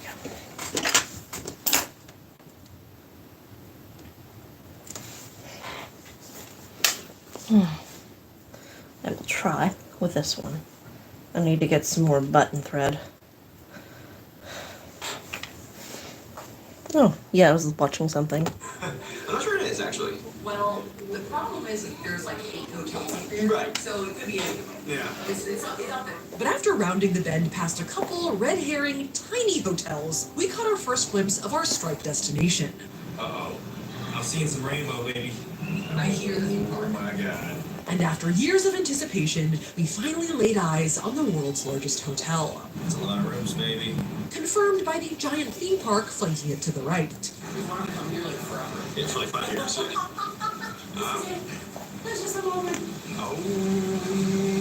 Oh, it looks packed. Now this is what dreams are made of, people. Hello, Genting. Okay, so before we dive in, we have sort of mentioned some of the stuff that's up here. There's a couple theme parks, a mall, and a giant hotel, but I don't think we fully explained the gist of the entire Genting Highlands, which is overall kind of like a giant resort campus with a bunch of different buildings. I think at least most of them are under the general Resorts World umbrella. Yes, that's the same Resorts World as the one on the Vegas Strip, as well as on Sentosa Island in Singapore. Okay, it's simultaneously crazy, but also kind of looks like the first one. Yeah. And a lot of the different buildings are connected to each other via this giant mall, which is where the gondola dropped us off, Sky Avenue. We're going to be spending a lot of time in here, so we'll loop back around and show you guys more of it in a second, but it also contains the indoor theme park, Skytropolis, the Sky Casino, and has an entrance to the outdoor theme park, Sky Worlds. Alright, so we actually came to this like parking lot in the back to try and get a shot of the rainbow towers. It's kind of hard to get a shot of them because they are attached to the giant mall that you are consistently walking through. But They'd have to do more work than they need to. the largest hotel in the world. And Genting Highlands as a resort area has been a thing since the early 1970s, with a general idea of being a refreshing mountain resort to cater to Malaysia's and tourists alike. There's also some weather rolling in, it looks like. And besides the World Hotel, there are 7 other hotels in this general area. A couple that are actually newer and nicer than First World Hotel, a few that are on the older side, and one that is apparently super haunted. Mystery building. Although people also say that First World Hotel is haunted too, so that's not my favorite fact ever. And the First World Hotel is made up of 3 towers, the most recent of which, Tower 2, which opened in 2014, actually snatched the title of world's largest hotel back from the Palazzo in Las Vegas, as apparently the two had been going back and forth before that. This makes me want to go to Vegas, stand outside the Palazzo and go, haha, suck on that. Okay, so with that all established, let's head back inside before any rain clouds roll in. Now, back inside the giant mall, Sky Avenue, one of the things we noticed right off the bat is just how damn bright it is, as it is covered in a giant continuous screen that spans almost every available surface. The entire wall is a TV screen. Yeah, it really is. And it does make any time spent in here a pretty overstimulating experience, like you are a tiny baby with a giant iPad. Resorts World has seen stats about screen time. They're like, we can beat those numbers. These are rookie numbers, okay? We need to get these numbers up. And kind of like a retail store playlist, the screen plays the same 5 or 6 ads on loop, so they get burned into your brain pretty quickly. It's Durian Fest 2024. It's like the Malaysian wing bowl. Until the day I die, I will never forget Durian Fest 2024. I want Durian Fest, baby. Here's Durian Fest. Where is Durian Fest? Now, aside from the whole giant screen thing, it is a pretty good mall with a very solid store selection, as well as some fun Genting-themed souvenir shops, which we of course stopped by. What happens in Genting stays in Genting. Oh, sorry, no, never mind. It's always happening in Genting. They were also giving out some free samples of durian chocolate that my durian brainwashed mind could not resist, Oh, yeah? which was really not as bad as it sounds. Oh, wow. Savory. The chocolate does sort of temper out the initial durian kick, though it does have a pretty strong aftertaste that lingers. We gotta take something. Yeah. Let's haste the people. Now, as the catchphrase on my tote bag implies, the Genting Highlands overall does have a sort of Vegas-y vibe to it, and beyond just shopping, it has a lot of the touristy staples that a Vegas or a Pigeon Forge or like a Myrtle Beach might have. Like on the top floor, they have a Ripley's Adventureland. What is that? Yeah, it's a place where you believe things and you don't believe things. Which, believe it or not, ended up being more like a Dave & Buster's than a museum, with like an arcade, go-karts. Yes. More. Tastes like more. Tristelli cream cheese. Allergy symptoms? Thankfully, theirs reactive. It acts fast and lasts 24 hours. Reactive. Serious about allergies. Okay, I have 1, 2 things on the stairs, and I need more than that. My father loved using his smoker to create these amazing meals. I inherited his smoker and taught myself how to use it. That's really where it all began. What are some ways that QuickBooks has helped you? I can work on it from wherever, so if I'm in dad mode, I'm still able to connect in on my mobile device. It's been a great tool to have because it's so intuitive.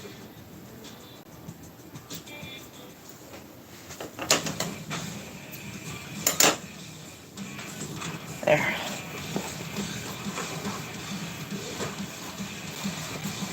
That's better.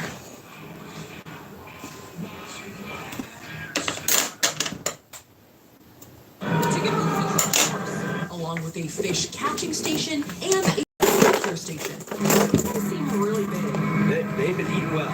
Don't they seem bigger than usual? I don't know about you, but I am not putting my foot in there. Like Vegas, there are also a lot of restaurants here, and even some celebrity chef restaurants, more on that in a bit, as well as one of our favorites. Ooh, did that phone stop? Yeah. That's a game changer. Which, yes, does have a location in Vegas, too. And then finally, to complete the Vegas comparison, one of the major draws is that there is a Sky Casino here. However, unlike a Vegas casino, this one is much more serious, and you would be much more ill-advised to film in there. You can't help it. No. Tyler didn't go in just to see it, but apparently there were like signs every 5 feet being like, do not film or Vegas crossing. We're not gonna. Not in foreign countries. If you want to see what the Sky Casino looks like, you're gonna have to put yourself. Yeah. I'm going to tell you. We can't show you. So after that roller coaster of emotions, we figured it was time to escape the bright lights and check out our jigs for the night. Now, the First World Hotel is the world's largest by number of rooms. Whoa, whoa, whoa, don't block how many rooms there are. Let's go! Which means on any given day, there are a lot of guests trying to check in. And accordingly, the check-in lobby is pretty crazy. Aside from being packed, there's many self-checking kiosks for those who have a handle on things, and they have lines for those who need some assistance. Yeah, how do we do anything? And I think it's pretty self-aware about how overwhelming it is, because it almost has like a serene decompression station in the corner. With frankly stunning views of the cloud-covered rolling mountainside, this manual elliptical machine takes off the check-in windows.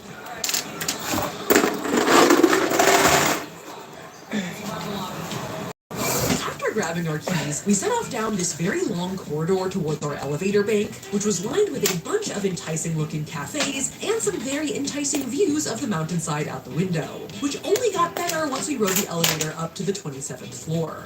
Oh my. They look like they could be haunted. Then again, every time we talk to our fixer, he just says they're all haunted, so. Yeah.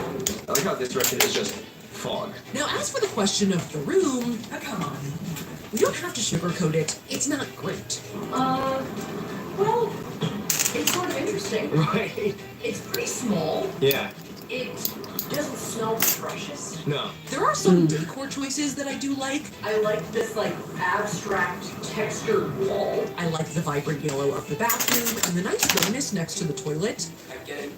Turn around. Oh. Hello, sink. It's a small bathroom. So we have like a hand washing sink next to the toilet over here, and I guess like a skincare sink with more space over here. 2 sinks, baby. Not so bad, huh? His burgers. But I can't say that I'm a fan of the view, which is just the side of another tower about 5 feet away. At least is nice and colorful, Right. but it's not a great view. To round out our tour, we did do a bed drop. Wait, I ran out of bed. Sorry, 2 bed drops. Listen, it's not great. It's pretty hard. There's not a lot of plush action. No plush. Yeah. But I don't see any spots or anything. No. So overall, not a great room, but we'll live. I will say, I really appreciate this fan just booking it. Like, it is seriously generating some wind. Because there is no AC. I didn't even notice. Yeah. Oh, so if there is no actual AC, then the fan's doing well. Yes. Now, it does seem to me, kind of like with some Vegas hotels, that the hotel room itself may just be a crash pad. Come on out. And you might want to spend most of your time outside of the room doing activity. So first up, we stopped by the Skytropolis indoor theme park, which is really not too shabby. Actually, it's pretty nice and new and sizable. I like how the indoor theme park is like way calmer than the LED panels outside. Right. The atrium is way more distracting than the theme park. It's actually They have a lot of carnival-esque rides, like a large Ferris wheel and this vomit machine, some carnival games with some enticing prizes, like some Sophia-sized giant bananas. Occasionally, a zipliner will fly through. There is one pretty legit roller coaster called the Super Glider, which is a lying down coaster. We did do this one, and it was kind of intense and very fast. That was the most painful roller coaster I've ever experienced. That was great. Because you're facing These are forward, there purple. isn't They that kinda much of match. a dropping sensation, but because of the way you're strapped in, the majority of your weight does go on your chin. Dude, my chin hurts. A little. I think my chin was like getting jostled a little bit. Yeah, you have like a cage on your head. So that would be my only warning.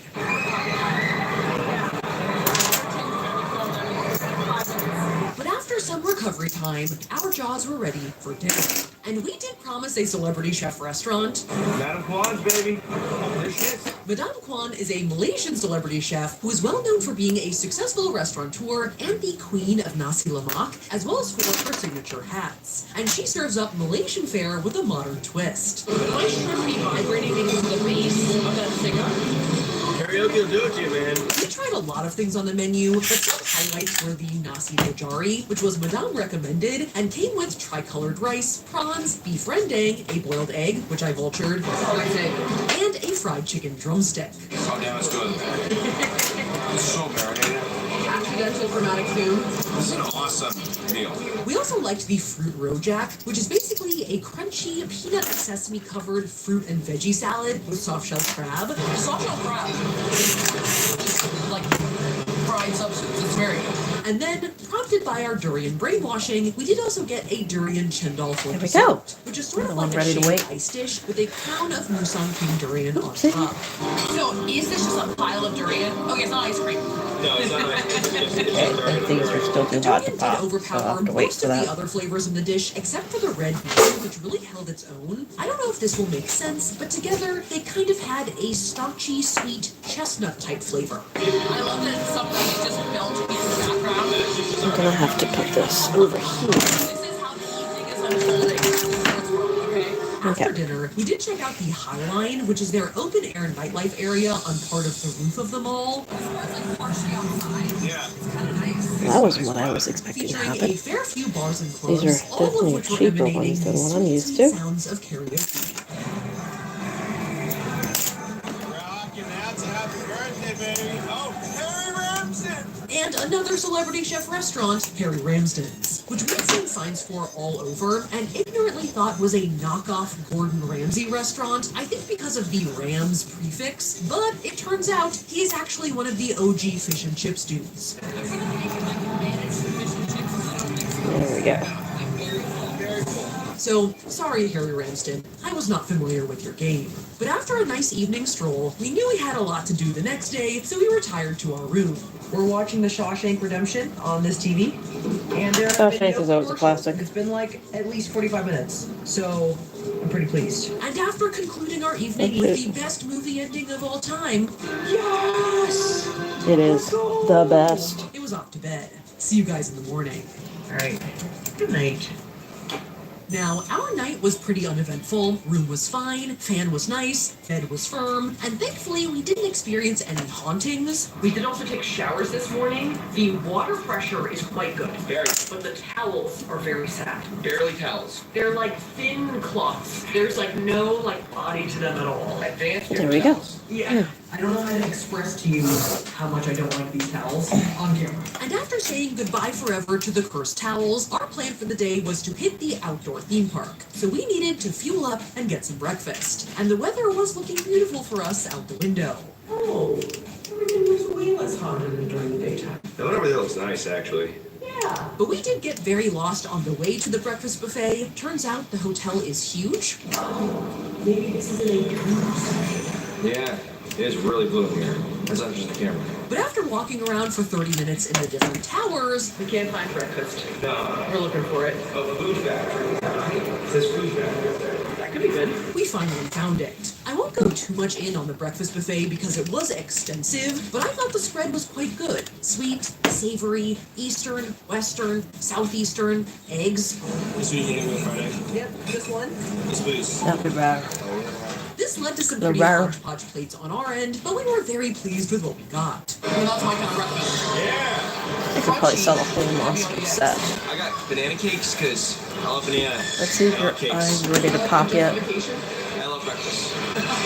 And after sufficiently fueling up, it was time to head out. So we headed to the outdoor theme park that adjoins the World Wonders Hotel. The park itself is pretty new and specializes in niche IPs. In fact, they say that is one of their specific draws. Originally, it was supposed to be a 20th Century Fox world, but when Disney bought Fox in 2019, they said, no way. And so now it's called Denting Sky Worlds, but most of the IP is still Fox. And once inside the park, This is very legit.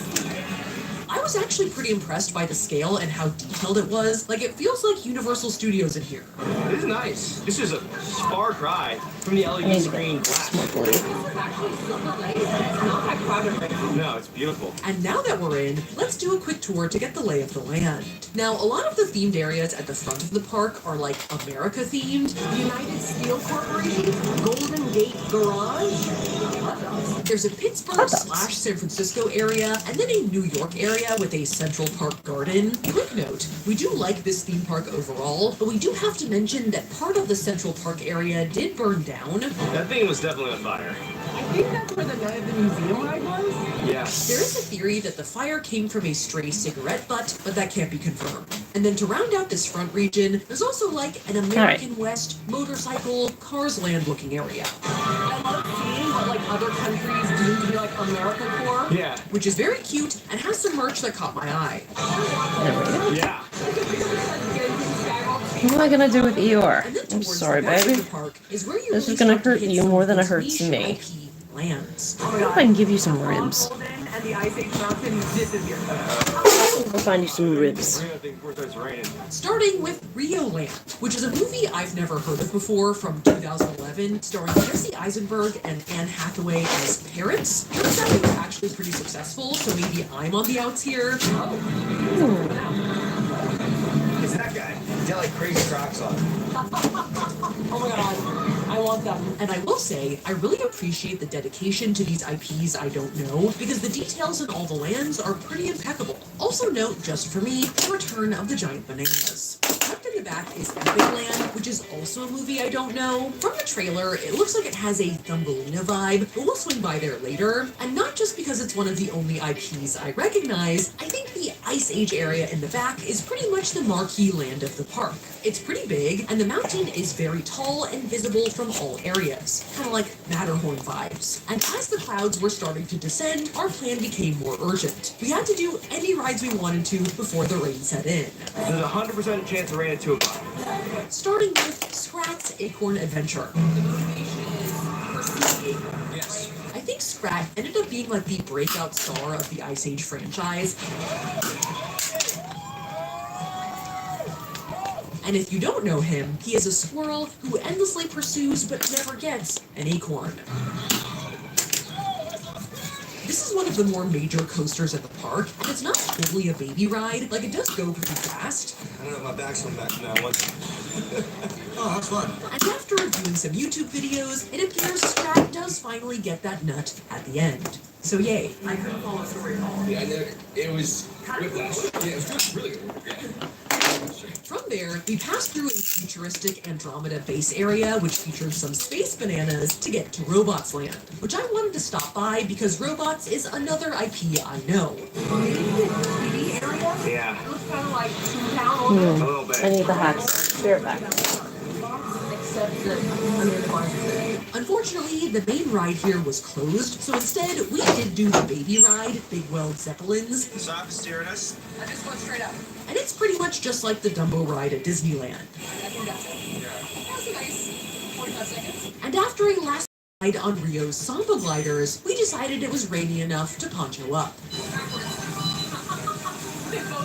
Both of us were back.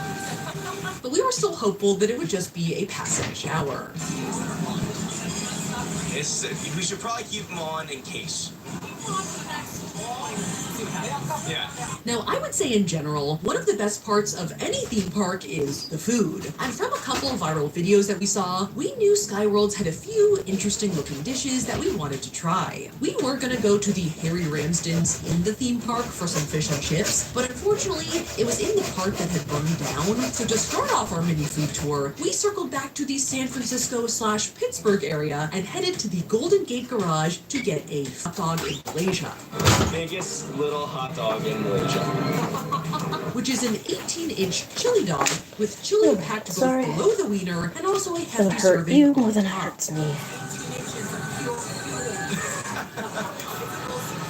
Now, when confronted with this dog up close and personal, it is pretty formidable. We did not get any utensils besides 2 knives. But I think that we can do this. Partially because the dog protrudes out of the sides of the bun because it's just that damn big. It also got meatball salad. It does. But the fear factor pretty much ends once it's in your mouth, because it's really not that intense of a dish flavor-wise. Really good, just kind of like tomato saucy and warm. It's not Tomato completely saucy. unlike a meatball sub. In fact, it's like a meatball sub. In fact, it's a lot lighter and less greasy than you would expect a chili dog to be, because it's chicken chili and chicken sausage. I love it. Honestly, 18 inches of hot dog for 2 people is not crazy. I think that we can make it. How much do we have left? 12 inches? Yeah. Now, as we were tackling this behemoth, we did notice that the promised rain had finally arrived in dramatic fashion. Whoa! my god, the gondolas are completely gone. Thankfully, we were chilling under like an awning over here. Thankfully, more of our items are that way. So we flipped our ponchos into sports mode and set off into the rain. Yeah, we're done. We're gonna ice age. Don't fall. We had traveled thousands of miles and scaled thousands of feet. Ice cream. Oh my god. Cook, under the awning, under the awning. And we weren't about to be undone by a little torrential downpour. Now I think when you're so high up, you're almost literally in the cloud as it passes through, and it is cold in there. Here we are, not riding a drum ride. Trying to get in the freezing rain to this frozen fruits place. And there was a little bit of thunder and lightning going on, which we felt extra close to. So let's go. 3, 2, 1, go, go, go. Don't slip, don't slip. Go, go, go. Oh, we did it. We made it. Okay. I don't know if my camera did, but we did. But it was all worth it That's to enough. get to Crash and Eddie's Frozen Treats Hut in Ice Age Land to pick up a signature ice kachang. I'll ask for a hot latte. Just because. My hands are like frozen. Yeah, what is this person? Yeah. This is sort of a shaved ice dish. I'm not sure of everything that's in there, Fruit Loops? Interesting. but I'm pretty sure it at least has lychee jelly, dragon fruit, and definitely crushed peanuts on top. It's actually very good. Yeah. It probably would have been great on like a hot sunny day, but on a cold and very wet day, it is a little cold. Was it worth risking our lives for? It wasn't that dangerous, so yeah. We're fine. We're fine. But as you can see, this taste test is essential for the overall narrative of this video. And given that we're clearly dedicated to 100% completion here, so is the next one. But before heading back out, we needed to buy Tyler another layer in the Ice Age gift shop. We need layers here. Because despite the coffee, he was losing feeling in his fingers. Double it. Nice. Camera in. There's a character like this. Alright, precious cargo. Genius plan. Alright, let's do it. And our final item was over in Epic Land. Epic, baby. And while I still don't know anything about the plot of this movie, it is very cute over here. It's like a blood fight, right? Yeah, I think. But miraculously, after finding a toadstool to shelter under, the storm broke. Woo! All right. We're back in business, baby. And we were sitting pretty, camera still dry-ish, next to our final kiosk. I didn't have to do all that. I could have just cut them out. Now, semi-unfortunately for us, their signature item was also a cold item, a bubble waffle with ice cream on top. But with the sudden turn of events, I was just riding the good vibes here, man. I don't know this IP at all, but the fact that we received this item and stopped bringing it makes me like It's it. instant positive association. Although that was slightly dampened when we entered this completely deserted room to do our taste test and were told very sternly not to sit there. This dish is also pretty good, though the waffle is a bit plain by itself. I think on a hotter day, the ice cream would melt into it, and so the waffle would be a bit more moist. It's actually moist. It's a really good, like, There we go, nice and Yeah. But we were fans of the pandan kaya syrup. Pandani. And after some prototyping, Tyler figured out how to smoosh the whole thing into a giant taco. I think that is maybe how you're supposed to eat it. Pretty great one, right? Yeah. Which worked well, flavor-wise at least. Now thoroughly fueled, soaked, and wrung out like a wet rag, and also all on top of a mountain to boot. I'm seeing some sun. Hell yeah, dude. I know.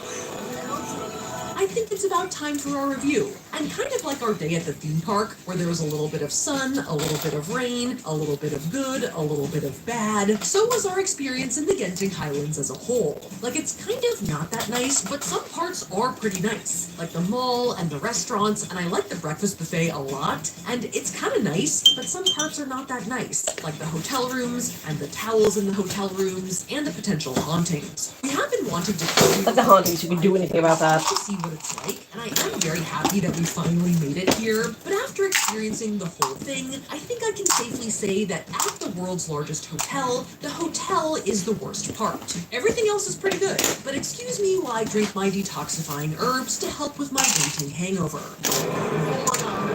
That is bitter. Because it's about time to head back down the mountain. Subscribe for more herb content. We're trying something new here. Like, if you prefer the old outro sticks. 4 weeks ago, we washed my dog's blanket. and it still smells great, all thanks to Downy Unstoppables. I was concerned that the scent would be overpowering. It was the opposite. It's the perfect amount. I genuinely love Unstoppables. One of the best things you'll ever buy. The cottage felt like something out of a storybook with a bird sanctuary and a clean back. Alright, everybody gives me some Our goal space, made it okay? easy to find a cozy place in the world that is close to the heart of the ocean. We could not have asked for more offer a getaway. Any reason to get together with your people is a good reason to book a bird.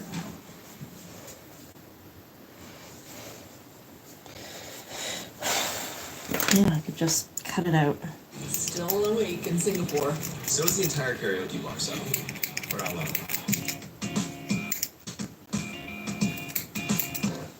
Hello, friends, and welcome to another video. Tonight, we're gonna be pulling an all-nighter in Singapore. See you back here in 12 hours. Now, we do like to travel on this channel to see some of the craziest things we've seen online IRL. And that's taken us to places like a spa theme park in Japan, an ice hotel in Sweden, a K-pop cafe in South Korea, an underwater hotel in Florida, and on this trip, we're traveling to Singapore and Malaysia to check out some more places the internet made us go. And though I do really love traveling, one of the worst parts about it is the jet lag. As someone with a pretty terrible sleep schedule to begin with, at least 1 or 2 days of a completely inverted sleep schedule are pretty much guaranteed whenever we travel somewhere far away, especially to a place like Singapore, where the time zone is literally 12 hours the exact opposite of North Carolina. So I had an idea. What if, instead of attempting to fix my sleep schedule in our hotel, we tried a different approach and instead unleashed ourselves onto the streets of Singapore and stayed up all night exploring the city after hours. Singapore is a place where many cultural influences collide, a bustling metropolis in a humid tropical climate with a dash of British colonial architecture thrown in. And though I don't think Singapore is a city that never sleeps, there's plenty to do at all hours of the night. From hawker centers to late night spas to giant department stores to sunrise at the Marina Bay Sands Infinity Pool, it seems like something that could be right up our night owl alley. Oh, really? So we're gonna attempt to pull an all-nighter in Singapore and stay up from 7 p.m. to 7 a.m. and check out as many late night attractions as we can, and hopefully not pass out while prawning.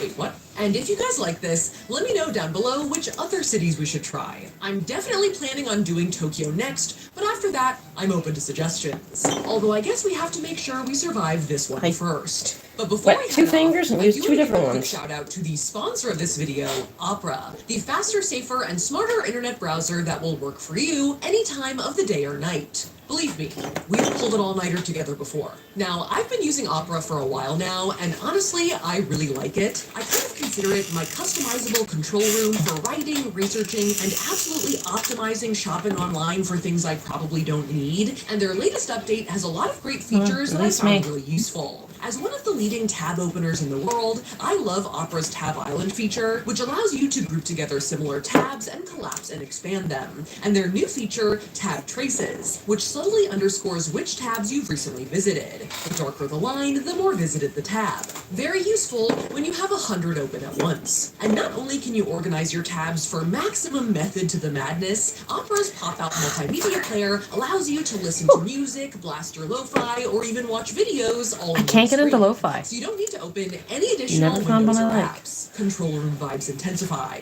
And my new favorite feature is Opera's split screen, where you can open 2 windows in the same screen just by pulling one of your tabs down. So I can have my research open right next to my script, without having to open multiple windows. Hey look, that's me writing this script right now.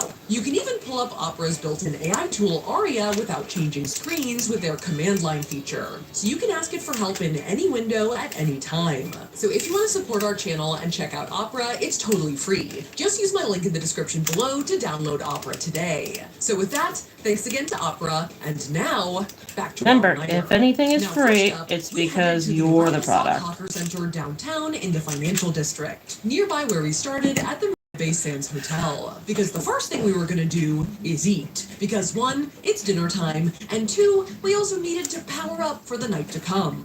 So we're gonna go in there and we're gonna get some sustenance. Although it's gonna be more like breakfast than dinner, as though I did enjoy some of the hacks we tried on the longest flight in the world, trying to preemptively get on Singapore's time zone did not do much. I am feeling a little bit crazy. I just took a nap. I woke up at 5:30 p.m. I was like, what the f***? But I'm ready. Are you ready? Yes. Alright, let's do it. Now, a hawker center is basically a food hall, a centralized location with many stalls where different vendors or hawkers sell their food. And Lau Pa Sat has over 80 different hawker stalls lining its corridors, showcasing an enormous variety of different dishes. Because of Singapore's location and history, it's a place where many different cuisines have converged. Chinese, Indian, Malaysian fare, and more, and the building itself has been around since the 1890s. Originally as the historic Telok Ayer Market, it was converted into a hawker center in the 1970s. And as you can see by the crowds, it's pretty popular. It is actually warmer inside than it is outside. It's actually not too bad outside today. I think it's time for the hair to talk. Okay. Right? There's fans blowing the hair in every which way. There's also sticking to every which surface. I mean, they're giant. They're huge things. And most of the vendors in Lau Pa Sat stop serving around 10 p.m., though a handful are open later into the night. But without doing the most and weighing ourselves down, we're gonna try a few different dishes. Starting off with a bang, the fishball soup at the Lixin Teochew fishball noodle stand, which is not something I would have necessarily chosen for myself, but it came recommended from our Singaporean producer as something popular and light. It's seriously hot over here. Yeah. I'm getting steamed. You get steamed, huh? Well, onsen action. Fishball onsen? Yeah. It's a fishball theme park, people. And it is also one of 6 hawker stalls at Lau Pa Sat that has a Michelin Gourmand bib, which is not a star, but still seems pretty good. So how could I say no? I need to not burn a child with fishball soup. I need to remain tranquil with fishball soup. Now, as you guys know, I'm not a huge fish girl, which I am working on. I actually don't know what's in there. And I was a little nervous that these fish balls would have like a meaty center. Oh. Hot? Oh. Breathe it out, breathe it out. Don't swallow, don't swallow. Oh, hot. But these balls are actually made of a fish paste. So it's this white kind of unidentifiable bouncy substance all the way through. Okay, there is no center. It's like a fish cake, but in a ball. It's pretty good. Fish cakes would be The flavor is good. pretty simple to start, a bit briny and salty and very warm. Although weirdly, it's giving me this like comparative feeling where like my outside is now cool because my mouth is so hot. Like that. Though I did like it more after we cooled down the balls and added some chili oil for some spicy heat. How to cool down your fishball. Yeah. A tutorial, a novel, a non-fiction saga by Sophia Nygaard. We of course also had to try some roasted Hainanese chicken rice from the aptly named Hainanese chicken rice stall. Nice. That was hard food. You made it. Which is one of these staple dishes of Singapore. It's a classic. This is the Philly cheesesteak of Singapore. I think it is actually. I think it is. Though the name would imply that it's just chicken and plain rice, the rice is actually cooked in the chicken stock, so it's chicken and chickeny rice. And on first taste, Tyler thought this was good, but kind of standard protocol. I'm gonna do a little dab action. But quickly learned that the real trick here is to add some of this garlicky sauce. Oh. The sauce is a game changer. And both these dishes were kind of like the perfect choice for all-nighter food in a way, as we needed as much protein as we could handle. Filled up, baby. Whether from the land or the sea. Dude, I am fueled by fishball right now. You're fish fueled. I'm chicken fueled. This is a big on Fishball, it's pure fuel, man. And speaking of meat, here's some more. Are you ready for the smoke? Now, at dusk, the street next to Lau Pa Sat is shut down to traffic and transformed into Satay Street, with tons of tables for people to eat al fresco, and 10 satay stalls grilling savory meats on sticks lining the sidewalk, with plumes of barbecuey smoke filling the air. I mean, look, this chicken is on fire, people. I'm just getting like infused with satay smoke.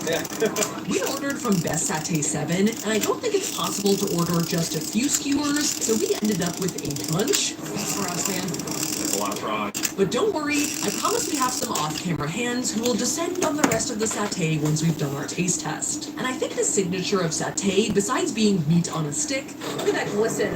is that it's often marinated with soy, ginger, and lime, and served with a peanut sauce. The chicken was awesome, just like a smack of smoky grill to the face. It is chicken, but that's not the flavor. The flavor is not chicken. The flavor is like spicy peanut grill. The beef was incredibly tender and moist. Hi. Oh, wow. That's not Hello again. Sorry, I don't. Sometimes I miss the chat because I'm got my eyes kind of busy. It's like a kid's Tylenol.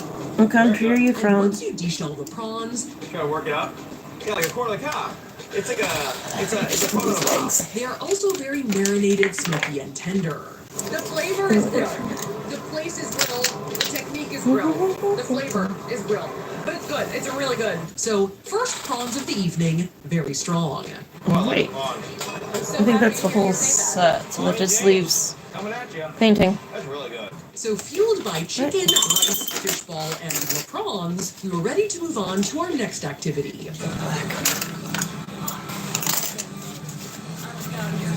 So our next stop is back to our mothership, the Marina Bay Sands Hotel and surrounding areas, because we had to book it to the Gardens by the Bay. It's like wave to open, so I was like, hello.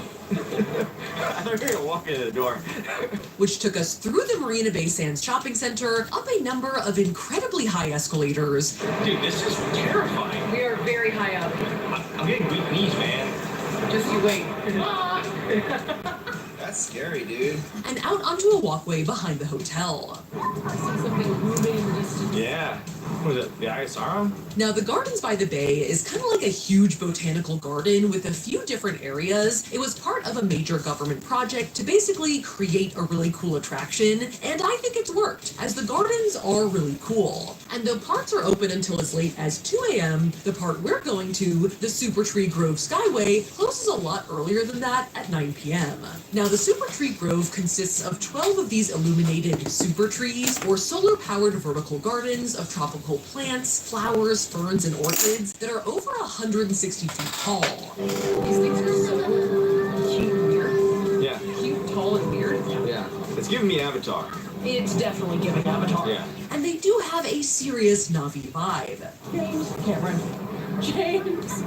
And this walkway is suspended between two super trees over 70 feet off the ground. The rest of the garden is free, but you do need a ticket for this, but I would say it's pretty worth it, as the view of the other super trees, especially all lit up at night, is pretty awesome. Oh my god, what am I being lasered right now? You're being lasered, yeah. Alright, we gotta take some aesthetic shots. Yes. I think that is mostly the point of this place. It's also nice, but I think the point is like aesthetic shots. And there is a bit of a breeze up here, which I was very grateful for. Not a bad spot for an Instagram in the sweltering heat of Singapore. It looks like an alien potion. Like, this is like the brain, the stem. Oh yeah. Right? Overall, I actually really liked the Super Tree Grove. I found it to be strangely hypnotic and zen, with the mist and the breeze and the slowly changing colorful lights. Alright, so TripAdvisor said this is like the 8th coolest thing you can visit in the world. I think that feels about right. Yeah. I feel like 8 feels about right. It should be number 1, but it's pretty cool. So I'm leaving the gardens feeling pretty relaxed. Time to fix that. Are you ready to become unrelaxed? Yeah. That sounds nice. How about overstimulated? Even better. Now, next up on our all-nighter journey, we headed across town to the Little India neighborhood. For first up, a little caffeination stop at the Al Mubin Cafe. Alright, are you ready for some tea? Yeah. Let's do it. Now, Al Mubin serves both a variety of food and also a number of iced and hot drinks, and is actually open 24/7. So a true all-nighter establishment. And I ordered 2 teh tariks, an iconic drink of Malaysian Indian origin, which consists of a strong black tea base and condensed milk, and then pulled in somewhat dramatic fashion to cool down the tea to a drinkable temperature, aerate the drink to supposedly enhance the flavor, and create a foamy top. Now, unfortunately, they don't make iced teh tarik, so this is hot, But it is caffeinated, so bottoms up, as they say. but the taste was worth the heat, Oh, yeah. Oh, that's really good. as it's quite sweet for sure, Very condensed milk. but also rich and earthy tasting. I don't know if it's the sugar or the caffeine, but like my face is starting to tingle. Is that a good thing? And it being hot actually forced me to take a second to sip it slowly, rather than completely shotgunning it. Yeah, you're enjoying it more. So besides the sweat gathering on our foreheads, I think we liked this. Well, you actually should say that. Yeah, I did. It wasn't just for the shot. I like it.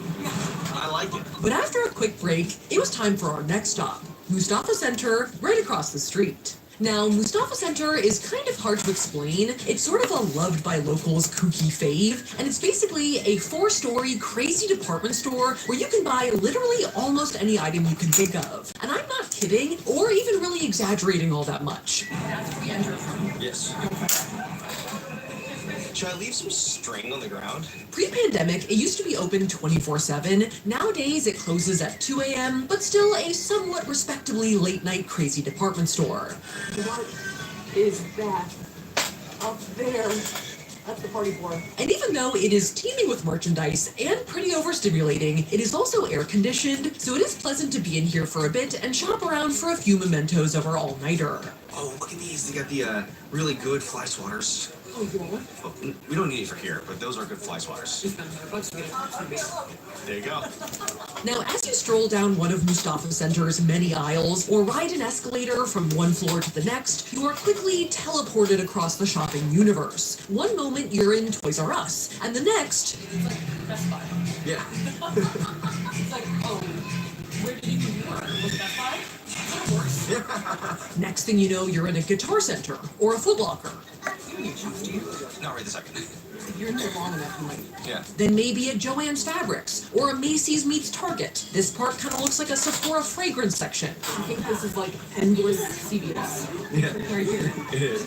We're for the CVS lab room. And it is very easy to get lost in here. Not just because it is a large place, but also because it's made of two separate buildings with a land bridge in between. So some floors connect across both buildings, but some do not. Look at this insane corridor. And it's also important to note that even though it has the sort of thatched together, merchandise stacked to the ceiling vibe of a discount store, it is not a discount store. It carries overall normal merchandise at generally normal retail prices. This is like the backpack I was looking at online. We couldn't find that at the Commercial Mall. I know. And we found it at a stock center. Literally. Even if I did see a few potentially dead stock items, You get Britney Spears perfume? and some brands I had never heard of before. American Shave. Hey, gentlemen, sure, your engines!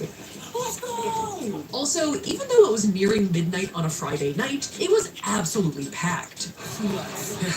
You also like go into the aisles to like get a breather. That's how they get you. Yeah. So not only was it just generally crowded, there was also the occasional traffic jam in the corridors. It was just a traffic jam. Yeah, we're Just waiting it out. yeah, we're just gonna let it diffuse. There's a gridlock over here at the turmeric latte. Yeah, we're in the corner of Sloan Pasta Turmeric Latte. And one thing that was for sure was that it was kind of a bad idea to come in with an open-ended haul in mind. Oh no. Oh no. Were you looking for the prime? Decidedly no. Because we were presented with everything, from camera equipment and laptops, to blenders, flat-screen TVs and refrigerators, to suitcases, jewelry, watches. Holy crap, that's a lot of watches. Sorry, not just watches, also clocks. It is clock o'clock. To unique Oreo flavors, niche chips, a huge amount of nuts. At first I was gonna say, that's a lot of pistachios. This is an entire roll of dates. It's Date City, bitch. It is. It is, no, it really is. It's Date City, yeah. As well as some ready-made cakes, many fruits and veggies, and fresh fish on ice. Seems like they're out of prawns. Yeah, where are the prawns? Where's the fresh prawn? Some foreshadowing for you. So in the spirit of Mustafa-ing out, our haul was quite eclectic. First up, in the Best Buy area, we did buy a couple of neck fans. Almost like a travel pillow. Yes. Oh. Like a travel pillow, but it's a fan. Well, I can put that on and get another cheat. Which we were hoping could be an answer to the summer heat. Oh. Some good music. Okay. Nah, that's back. It's back. Come on. And I did also pick up the strangest camera mount I had ever seen. That was questionable, but you know, I put your phone here and the camera there. It looks like the Scorpion King. Double filming, Oh, cool. right? Yeah. It's only $32. In the endless CVS area, we did stumble upon some essentials that we actually needed, Don't we need some guys on the fire cream now? We do, yeah. and some unique Listerine flavors. Green tea. That's a new one. And in the snack area, I did pick up some bougie Kit Kats. Tasmanian mint swirl? That looks interesting. There's a lot of potential here. And overall, I think we were being pretty judicious until we reached the tchotchke area, where we were almost set off course by the model ships and indoor fountains. Have you ever wondered where those ceramic figurines from like your aunt's house come from? Yeah. Here. All of them are here. Come here. But we quickly came back to our senses and instead grabbed a really cute Merlion keychain He's in a boba cup.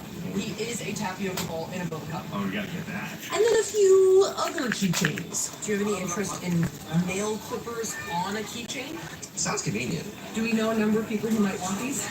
It's a gift pack. And finally, in the Wee Britain section, You're not ready for this. Oh. It's a Queen Elizabeth rubber duck. That is adorable. We gotta get this. We really do. now because of the jet lag and how crowded it was, I had no idea how long we'd been in there. This place just keeps going, man. Did you think If you said to me right now, leave, I could not find the exit. Turns out we'd been Mustafa-ing out for like 2 hours. It's kind of like a casino. It's a little bit like a casino. Yes, I agree. But after checking out, we emerged, still awake and with a pretty good haul in our hands. A modest haul for the amount of time we spend in there. Showed a lot of restraint. And most of the bags are neck pants. Although I guess we never did figure out what was going on that top floor. So as we entered the bona fide late hours of the night, we headed over to our next stop, inside the Kinex Mall. Ooh, it's nice. Oh, yeah. Where everything was mostly already closed, except notably, Yeah. where I could hear a number of people really belting it out, and our late night hot pot spot, Beauty in the Pot. Okay. Found it. It's so pink. It is. Now, if you don't know what hot pot is, it's basically a style of restaurant where you are presented with a simmering pot of broth in the middle of the table, and you cook ingredients in the broth before eating them. This is us.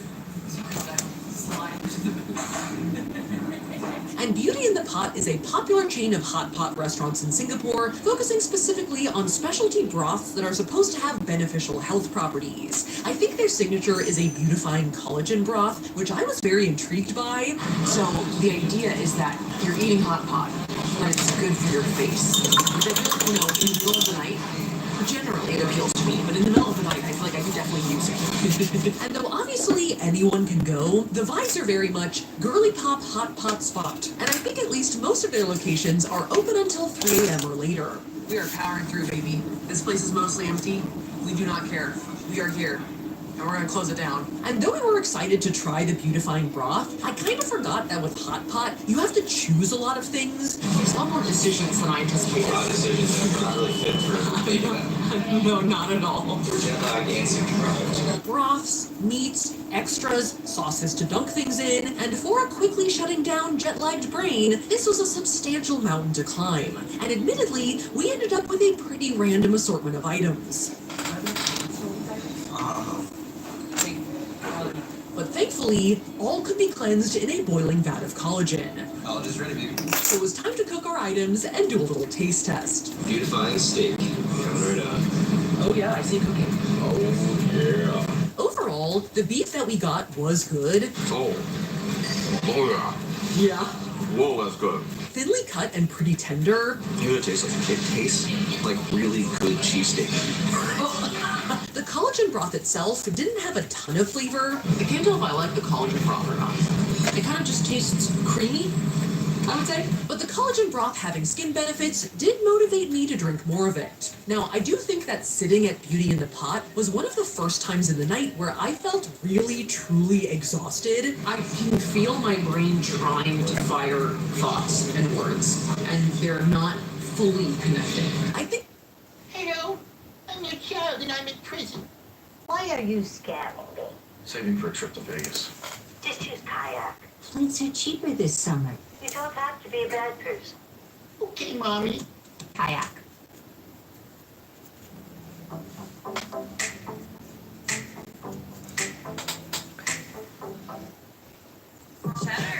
Sour cream, double delight in one pop. Try new Pringles Mingles. Schwarzkopf, dare to tell your story. With Hair to Grow by Schwarzkopf. Lighten your hair up to 9 levels and protect it from breakage with our anti-breakage technology. Let your hair tell your story. Schwarzkopf Keratin Blonde. What story will you tell? With IXL, there's an endless number of skills that match exactly what my kids are working on in class right now. And with so many different kinds of questions. My kids never get bored. Yes! Yes!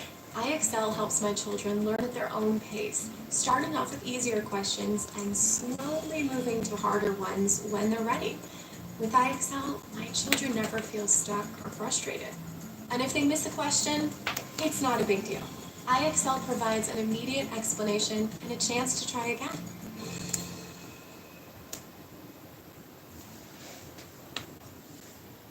I think unfortunately the slowly simmering broth and relatively low-key environment was making me fade fast. I feel awake, but lazy.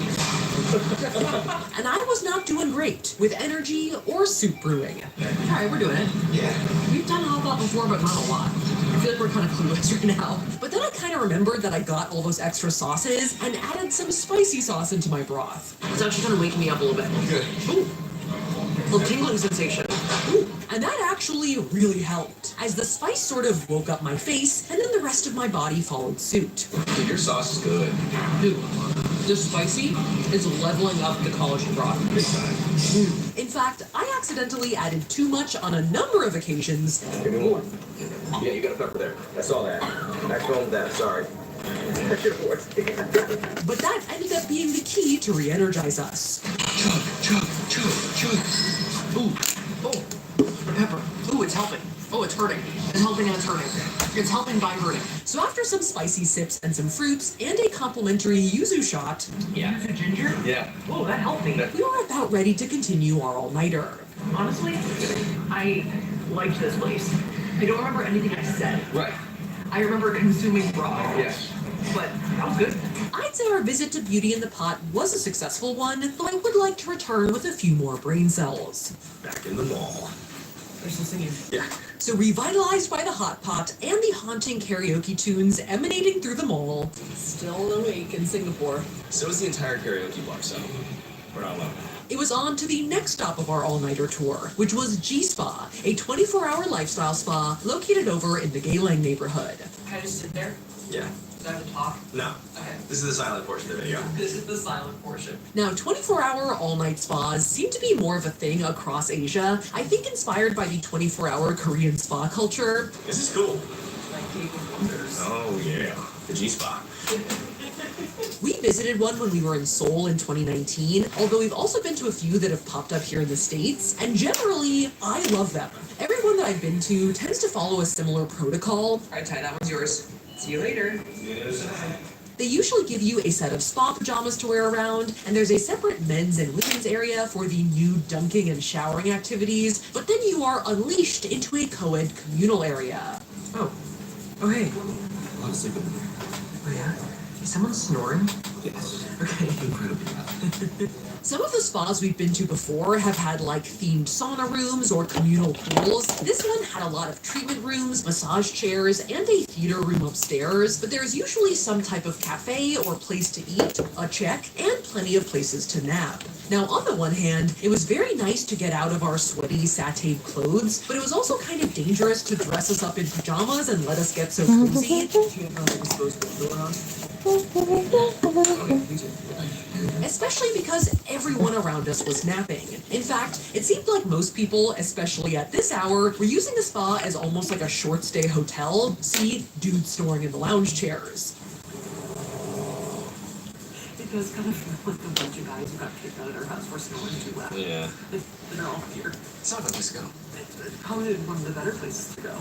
It's a good option. So it did feel like we were minutes away from falling asleep ourselves. Thankfully, they did have a little coffee station, which, paired with this bow cabinet, how is every segment turning into an eating segment? It's a lot of food. Wait, that looks good. Gave us a fighting chance to stay awake. Now, coffee dunk. That'd be pretty good. The coffee was fine. Drinkable. Despite what my face says, drinkable. It's not amazing, okay? But it's actually healthy. But the custard bowl was some seriously good and eggy late-night sustenance. Oh yeah. That's just good junk food right there. After our cafe pit stop and dressed in our complimentary disposable underwear, we split up to rinse, dunk, and then rinse. I think both our respective sections had hot and cold plunges. I opted for the hot pool only because the cold one seemed too scary, but Tyler did try to alternate between hot and cold, though he could not bring himself to submerge deeper than his nipple. As you know, but I am waking up. It's very exhilarating. Oh my God, it's like one of those nice bells. And conveniently, they also had some mouthwash and deodorant available, both of which I used liberally. So you got freshened up. I did freshen up, but then when I put my outfit back on, I realized how much it did smell like satay. Right, okay. Which, once again, I love the smell of in my mouth, but on my shirt. For many hours. 6 hours later. Yeah. Less so. So my plan was somewhat thwarted, but I think we did feel at least a bit better, and somehow still awake. So for that, I am grateful. Now, our final late night activity that would get us through the last bit of the night until dawn was one that I was sort of surprised by. It's at the Bucas Plus Mall complex, back towards where we started, which is also super closed at this time of night. Oh, yeah. Malls. And we were heading to the only open place at the mall on the roof. Oh, are we going to the Singapore Ballet? No. I think not. And at night, when everything else is closed, it was kind of like a bizarre beacon in the dark, beckoning us towards it. This is Fish at Bucas Plus, and it is a prawning establishment. Let's go prawning. Prawny James here. Okay. Now, this seems to be a somewhat common late night activity in Singapore, as in, this is not the only late night prawning place in town. Yeah. And it's sort of like those catch your own fish restaurants with a large tank in the middle, except it's a bit more laid back and less structured than a fast-paced restaurant. A place more to chill and let the time pass by. Oh dear. I wonder which one I smudged with that. And you can either take your catch home to cook or grill it there outside on a modest barbecue. Alright, I got some rods for us and some chicken heart as bait. Ready to go fishing? Yeah. Let's do it. Now, I don't exactly know why it's open so late into the night, but it is certainly unique. The vibe is kind of like a place to crack open a beer and chill, and it's an interesting combination of like drunk dudes calmly sitting around and fishing, and hyped up pop music blaring in the background. Fever dream. It's 4 in the morning. Eating carrots and I'm fishing for prawns. And semi-unintentionally, I guess this ended up being a fishing segment. Oh, I like that. What? They're circling. I have never actually fished before in any capacity, so this was all very new to me. It is for sure, Seth. You gotta yank. I'm not used to being face-to-face with or catching my own food, and it turns out that I'm not very good at fishing. God damn it, I'm hungry. So most of this I footage might is have to just pop us out for sitting some around, toast or waiting something. and not catching anything. Took my bait. It's like Jurassic Park. You know, when after they lower the Open up? Yeah. Or just a shot into the tank of our hooks bobbing around. In fact, you do rent your rod by the hour, and after a full hour where we didn't catch anything, I'm disassociating over here. I'm just like staring into the, I guess not really an abyss. But it's like a void. Yeah. Okay, the next one. we were a little concerned that we would just never catch anything at all. I would yank. But you know what they say, it's always darkest before the prawn. Is this one right up? Yes, it is. And eventually, Tyler got a nibble, which turned into a snag. And he caught himself a prawn. That's me, babe. And not too long after, I felt a tug on my line, and in one quick motion, Thank you for the thumbs up, guys. booyah, I caught one too. I'm gonna put these in the heat for a minute. So against all odds, we did not leave empty-handed. Hi. Who's hungry? And though I will spare you guys the gory details, we did eat what we caught. So I guess that was my first fishing experience at 5 a.m. in a mall in Singapore. Where are we? I have no clue. What time is it? It's very late. I caught a prawn. You did. And after the prawns came the dawn. So we headed back to where we started our adventure, the Marina Bay Sands Hotel. Alright. Full time. Yeah. Built in 2010, the Marina Bay Sands is Singapore's largest hotel and probably its most identifiable building overall. I mean, look at it. It's huge, it's futuristic, it's beautiful, and yeah, it's kind of crazy looking. But beyond just looking cool, this spaceship looking thing at the top is home to one of the hotel's biggest draws, the world's largest infinity pool, which opens every day at 6 a.m. And though at 650 feet above the ground, it's only the second highest infinity pool in the world, it's still pretty iconic.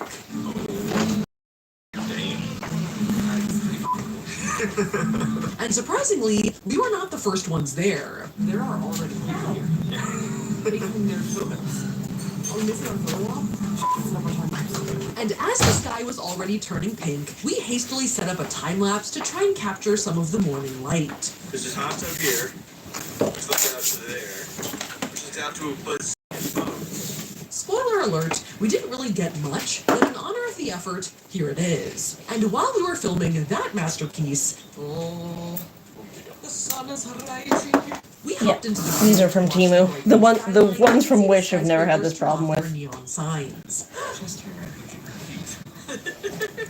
Oh my god. And even though we were That's what they're actually supposed to the do. late night crowd, with the rising sun, we were suddenly two of the earliest of birds. I'm usually not part of the 6 a.m. food crowd, but I'm good. And from this perched outlook, surveying the city we'd been bopping around all night, I was pretty happy. The skyline's so pink, it's so cute. Look at it. Singapore pastel edit. I've pulled my fair share of all-nighters over the years, and though I will say I was pretty damn tired, all of the activities did make the time fly by. When you pack your all-nighter full of stuff, it's both easier and harder, but mostly easier. Like, you're exerting yourself more, but, like, you're kind of, like, engaged, you know? I think this was a pretty fun and unique way to explore Singapore, with a blend of touristy things and also some local favorites. And honestly, I would do most of the things that we tried again, though maybe not all in a row, while super jet lagged in the middle of the night. But isn't that the whole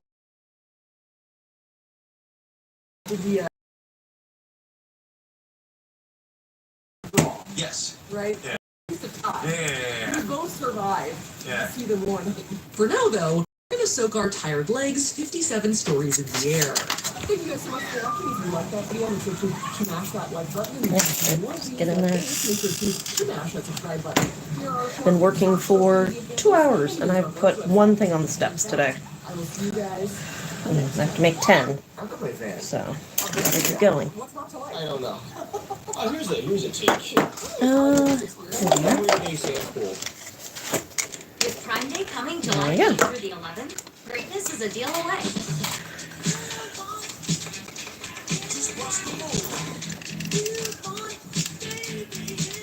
Shop deals from kitchen to electronics on Prime Day.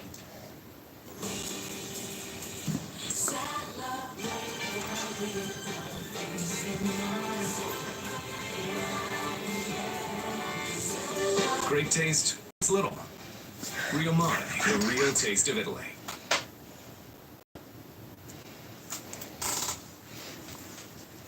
These are not the best ribbon roses I've ever worked with.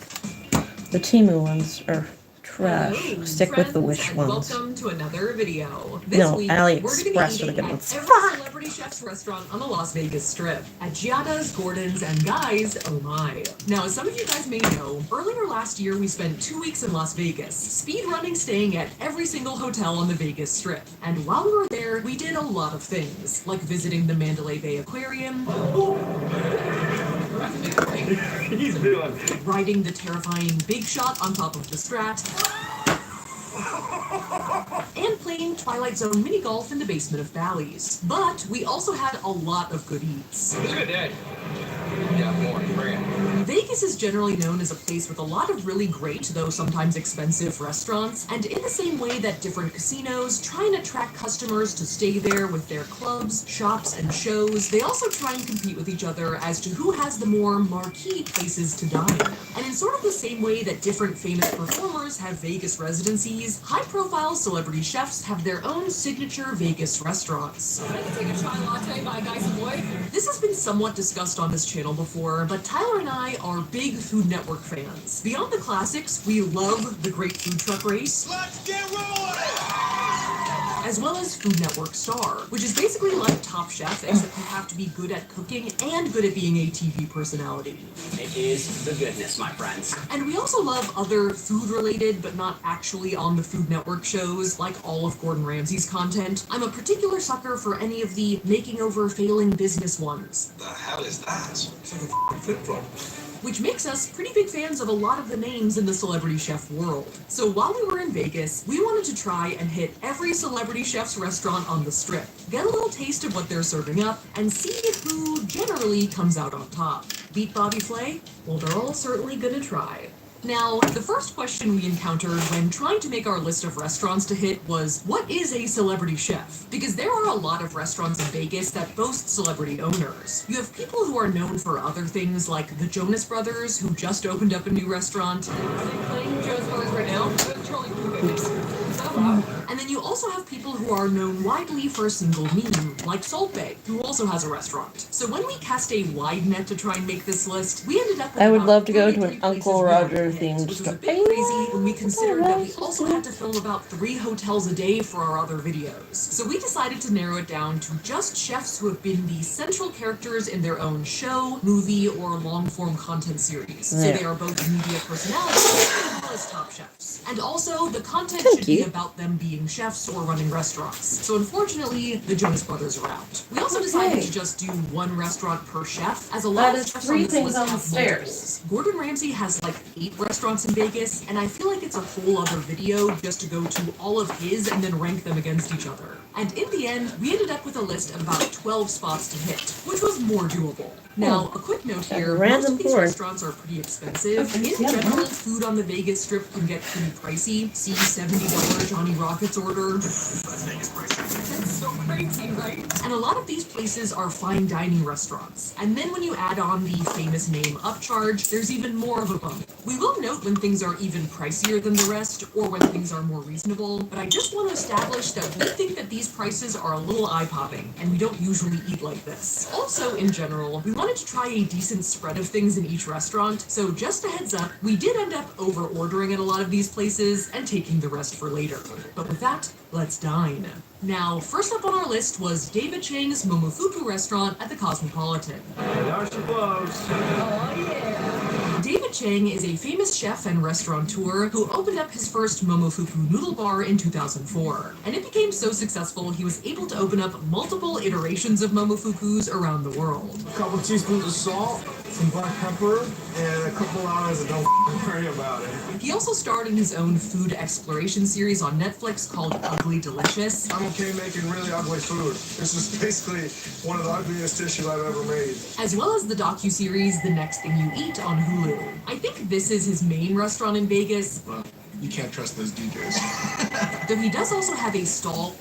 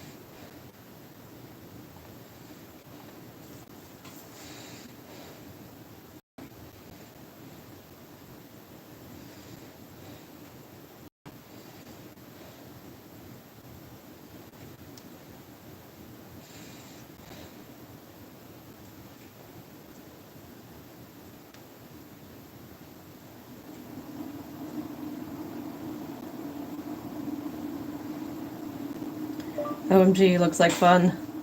Exclamation mark.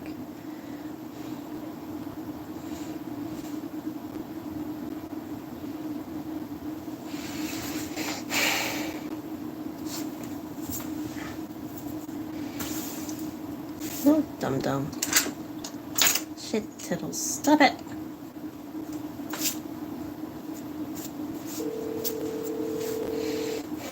I'm gonna go get some. Hello. Hi, Mom. Can you hear me now? So far, so good. Okay, let's have something to take this home back tomorrow if he does work tonight. He's gonna see if he can get your other one working. Yeah, but if this one is, I should be able to hear you. This is ridiculous. See, now I can hear you perfectly. And you're pretty well awake yesterday. Yeah, but all depends on the satellite and the weathers. I talked to that guy. There might be something at TriStar you can put on the camp, like a signal boost. Oh, I see. Yeah. Yeah, so we might be able to get something like that up and running for you. Oh, you're cutting out on me again. Hello?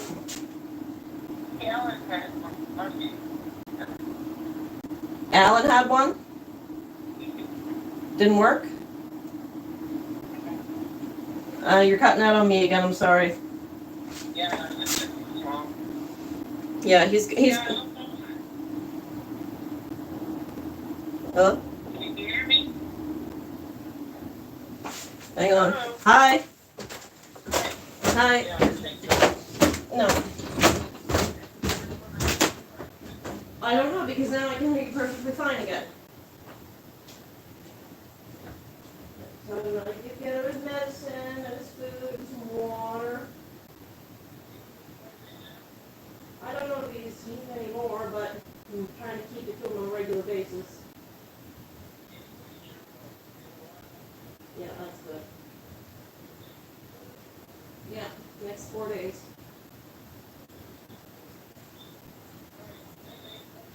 Good night, love you too.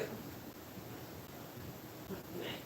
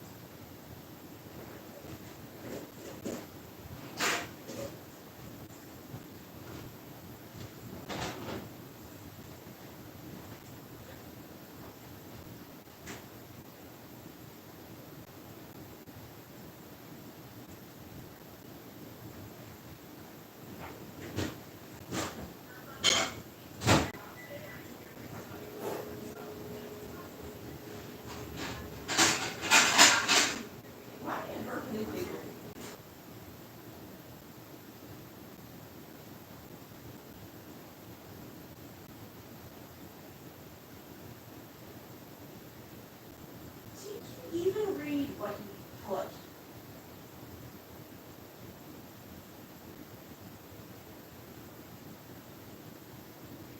There won't be murderers and rapers in heaven. They'll go through fire first, and then they'll go to heaven. They're still getting there.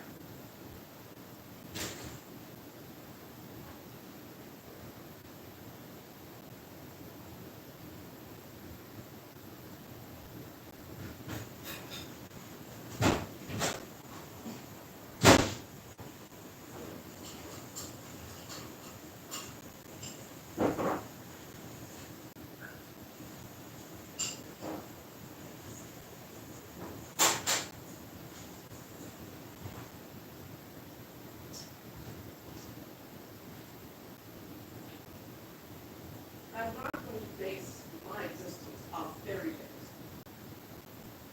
Period. And if you want to believe in the boogeyman,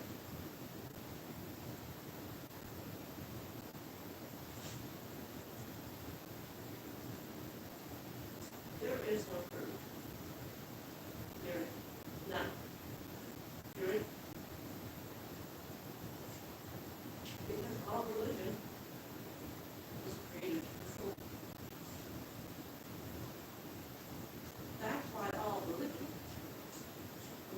survive without indoctrination, comma, and uneducated. Period. That's why all religion hates common sense, science, technology, and study of the world around us.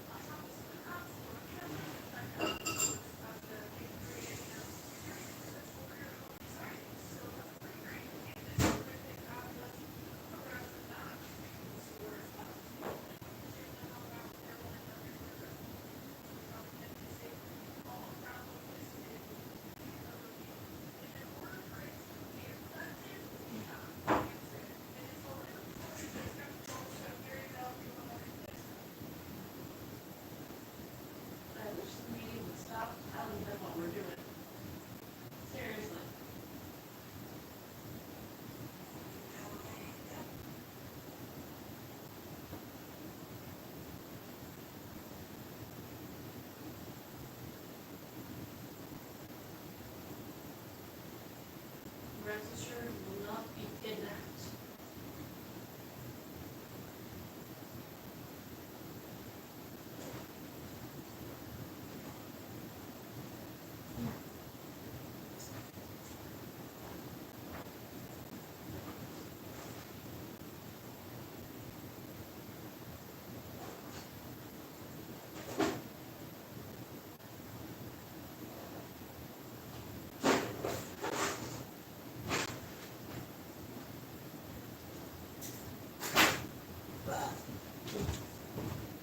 Hang on, I'm coming.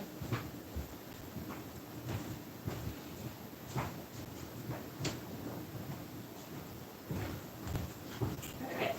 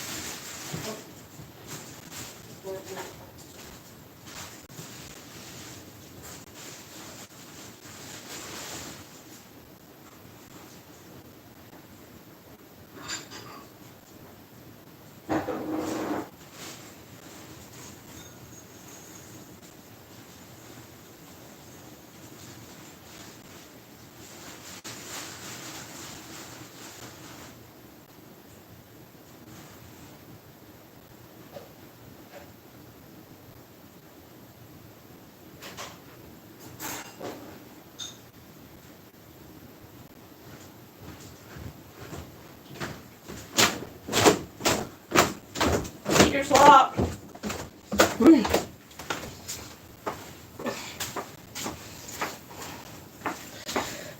Getting there. Oh God, there's somebody here. I'm sorry. I had to go feed the cat myself.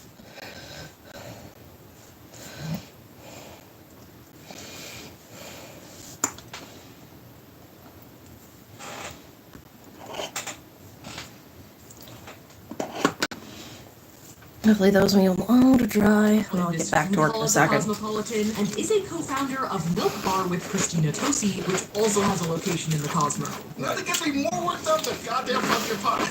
And the ambiance of the restaurant is kind of like a bait and switch. The front area is a narrow wooden room, but then when you walk through it, you're let out into a huge open dining area in the back, with high ceilings and large windows with views out onto the strip. You can see the mirrors behind you.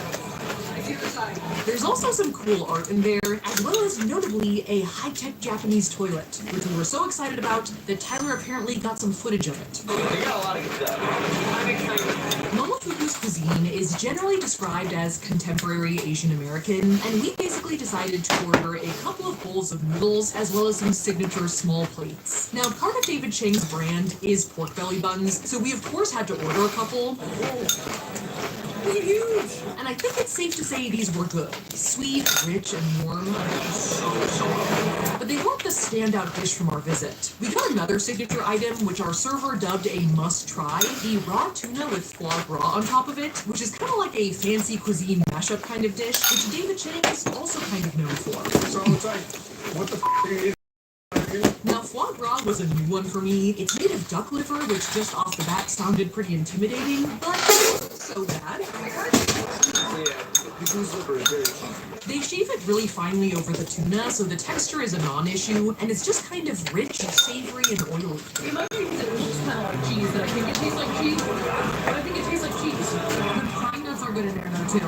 For our mains, we got the ginger scallion noodles with chicken and the truffle ramen with a poached egg, which we figured we should try because it was $30 more than the other ramen dish. I'm guessing that's the down the middle. Truffle can be kind of an overpowering, earthy, mushroom-esque flavor, so the broth did end up mostly just tasting of truffle. It's kind of like when you have a truffle burger or a truffle fry.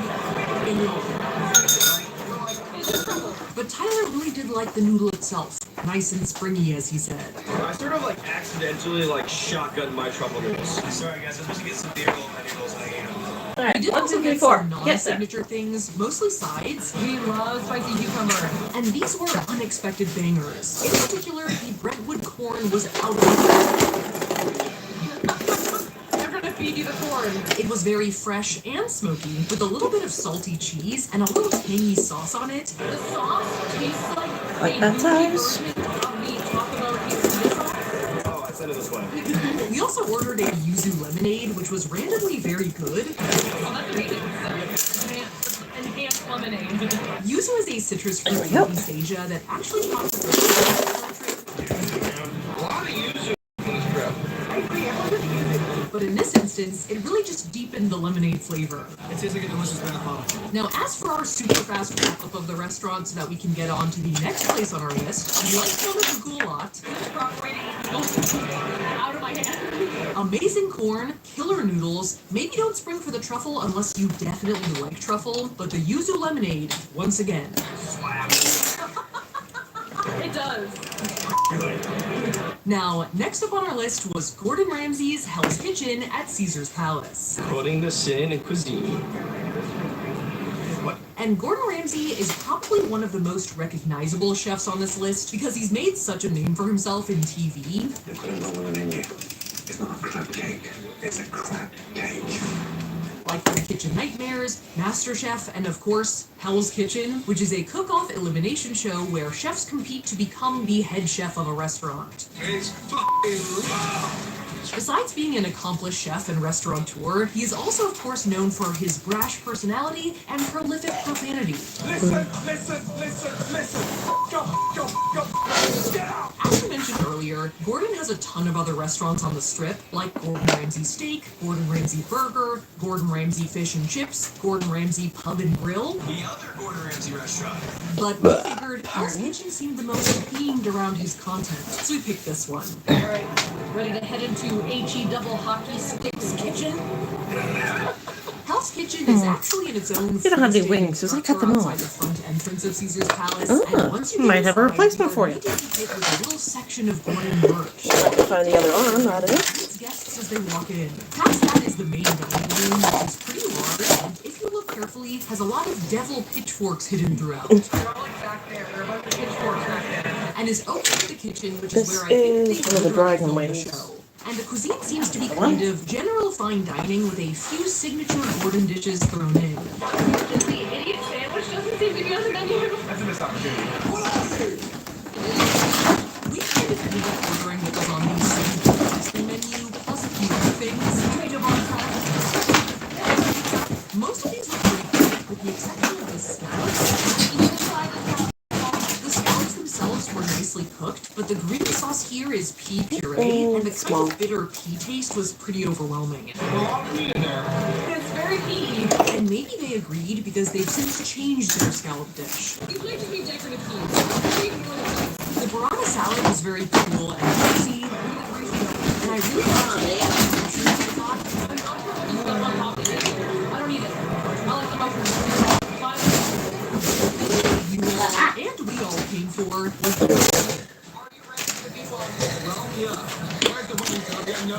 like hell, Gordon is branded around the beef Wellington through his career. Not the beef Wellington magnet. It's a traditional British dish that is basically a fillet steak coated in a mushroom stuffing and then wrapped in puff pastry and baked. So I'm gonna scoop it through the potato a little bit. And Tyler loved this thing.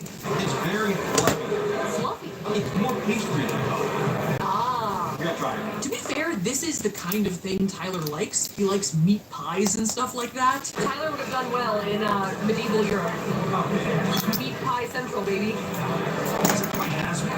And the fact that you use contacts. But between the two of us, we thought that the beef Wellington lived up to the hype. The meat was pretty tender, and the mushroom paste was very smooth and savory. Whatever that layer is in between the pastry and the beef, that's very good. Now, we didn't realize this when we ordered it, but apparently the sticky toffee pudding is also a Gordon signature. I think it's based off of his mom's recipe. What?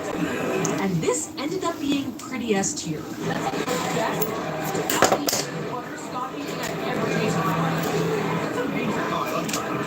Up to that point, I thought my meal was quite good, but not mind-blowing, and this dessert blew my mind. I need more of that. You're trying to speed me along here. Can you go faster, please? Super sweet, melty, gooey. Props to Gordon's mom. Move the camera, I get the spoon. How dare you? Tyler is legitimately just eating this, so I'm gonna have to put the camera down if I want another bite. Now, overall, we enjoyed our experience here, at least somewhat for the novelty, but I would definitely bring another Gordon fan here to try the toffee pudding. If you look at that, it's illegal. Lock me up. That's amazing. What the hell? And possibly buy a beef Wellington magnet. It's not a want, it's a need. Now, next up on our list was Tom Colicchio's Heritage Steak at the Mirage. This challenge really epitomizes what I think about food. Simple things have to be done right. Tom Colicchio is, I think, best known for being the head judge of the long-running competition show Top Chef on Bravo. In this business, one day you're in, the next you're out. That's not Top Chef. But he has hosted and appeared in other content as well. How about we play a little game of chicken? Besides being an accomplished chef and restaurateur, I also read an article that called him a master with the meat, so do with that what you will. That's the way I do it. That's not the way I do it. Well, this is like the first one that we've launched that is a steakhouse. We gotta get steak. And I think he has 2 restaurants in Vegas. He also has craft steak at the MGM Grand, but because we already had multiple restaurants to visit over there, we went for this one, which is right in the central atrium of the Mirage next to the casino floor. And it also has a bit of a hidden back area concept, as there's this whole big dining room back here, kind of behind the waterfall in the middle of the hotel. There's a whole thing back here. Yeah. So it's sort of like you're dining in a little tropical bungalow, which is nice. I am like lost in the jungle right now, aren't I? And as we mentioned, Tom mostly focuses on steakhouse classics with some seafood thrown in, though they do note that they cook their meats on a white oak open fire. Fancy. On the seafood side, we did get the raw yellowtail crudo. Yeah, that's a pretty presentation. If you think about like a Top Chef presentation's big, right? Is that the one they put their hands up, right? Yeah, right, yeah. which looked great but tasted okay, a little too much skin for my taste. And on the steak side, because of course we had to get a steak, we ordered the bone-in ribeye. We asked, that's their top selling steak. And this clearly was a high-end steak. Damn good. It wasn't too thick or too rich, so it was pretty easy to eat, and you could kind of taste the char from the open flame, actually. I like how smoky it is. It's very smoky. However, I have to be honest, we don't know a lot about how to judge good steaks. There are people out there who are like steak connoisseurs and can describe subtle differences, and we're more like, if a steak meets a minimum standard, it's good. But we can judge other things, and we found that the real standouts were the sides and the free stuff. The fries, awesome. Okay, I snuck a fry, they're amazing. Pretty good. They're like gourmet McDonald's fries. Yeah, they are. The mixed green salad, beefy. That cucumber could eat your mom. The complimentary Good roast, lord. delectable. Those look like luscious butt cheeks. And the chilled tomato gazpacho was a standout dish for the entire trip. It was tangy, there were little quinoa pieces in there that made it kind of crunchy, and there were also large pieces of what I thought were very firm cucumber, but upon further inspection, There's watermelon in there. Oh, yeah? yeah, which was genius. It was sweet, crisp, watery, very top shelf. Get it? Like Top Chef? You look like you're telling a story on Are You Afraid of the Dark right now. Overall, we had a good time. I would come back for the gazpacho and the bootylicious rolls. Whoa, what the heck? But unfortunately, the Mirage is set to be replaced with a giant hard rock guitar-shaped casino, so I might not get the chance. Now, the next restaurant on our list was Jose Andres' Bizarre Meats at the Sahara. Hello, people. I am Jose Andres. Oh, yeah. Jose Andres is a famous Spanish chef who's been credited with helping popularize the tapa-style small dish dining concept in America during the 90s and 2000s. As his restaurants in the US became more popular, he started becoming more famous in Spain as well, and got his own show on Spanish TV. The pasta obviously was invented in Spain, period, yes. He's also been featured in a documentary film about his non-profit World Central Kitchen on Disney Plus, and he also has a new Discovery Plus show coming out as well. It's like an art piece. It's an art piece. And Jose Andres actually has a lot of restaurants on the Vegas Strip, but we chose Bizarre Meats because it combines some elements of the Spanish tapa style with cuts of rare meat and some of his out there experimental molecular gastronomy dishes. What is a caviar cone? The restaurant itself is like a long, dark room with bizarre, almost 1, hunting 2, lodge 3, type 4. decor. A lot of antlers. Get out here. Also, the kitchen is open to the dining room, and so a lot of smoke from different grilling meats fills the air. It smells so good in here. It's hard to get over. Now, there's a lot on the menu, and a lot of our choices were directed by our server, and since most of it is tapa style, we ordered a lot of stuff, including a smoking cotton candy mojito because we saw someone else get it. Is that how you drink it, Tyler? You just stick your head in it? The majority of dishes fall into three main categories. The raw stuff, like the bison carpaccio, This is literally meat by the foot. This is how you do it. as well as the Kobe air breads, which are like hollow crackers with raw meat outside and liquid cheese inside. This looks like a cheese. A raw cheesesteak. The tiny stuff, like the deconstructed caprese salad, Well, it's the size of the plate that does it. and the caviar cones, which, at the risk of sounding highly unrelatable, I actually thought were pretty good. What kind of cheese? Like a wonton with cheese in it? Nice, crunchy, and salty, and this one even had some gold flakes on it. Yes, you can. That's delicious. And then we have the experimental stuff, like these deconstructed olives, which were pretty crazy. This right here is an experience. They serve you real olives, and then like the essence of an olive in a little sack of water. It looks like an egg yolk. It is Gudetama Oh my god, it's sliding. All right, go. Just slide it in. Slide in. Slide down, you're going. Which you pop in your mouth and kind of tastes like the aftertaste of a veggie pizza. Pizza with water. It was pretty good. Obviously a pizza with olives, but still. The other marquee experimental thing we got was the foie gras cotton candy, which, as we mentioned before, is duck liver that is, in this case, somehow spun into sugar. Cheers.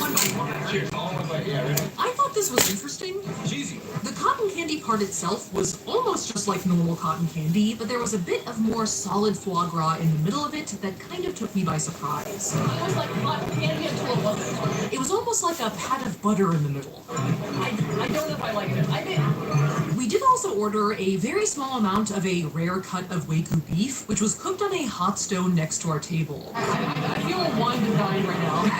Like catered to, you know what I mean? So the whole experience was very impressive. Who's the certificate of authenticity that did it for you? Yeah, exactly. It's a certificate for me. And it was actually a good thing that we got so little of it, because it was extremely rich, so I don't think we could have eaten much more. It's the least flavorous beef I've ever eaten. It just melts. We did also get an assortment of desserts. What the heck? I'm a little rattled by how good they look. Which weren't that experimental, but they were incredible. That went straight to the face.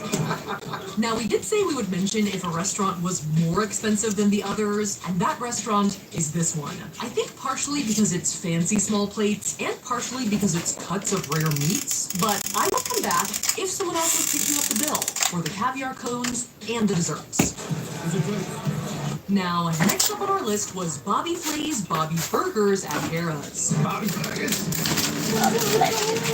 Bobby Flay is a longtime Food Network personality. There he is. Dale Quinn.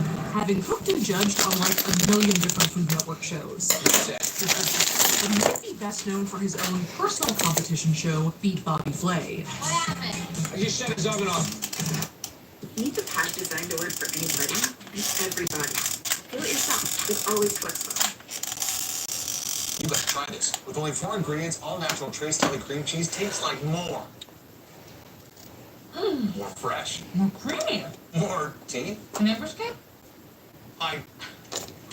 Trace that. Tastes like more.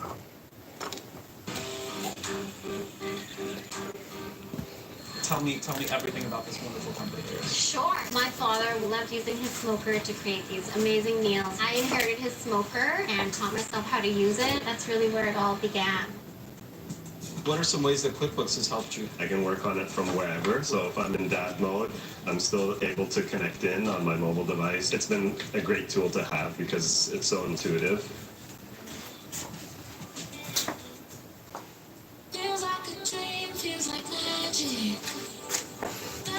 It's a lot of hurry up and wait for this shit to dry.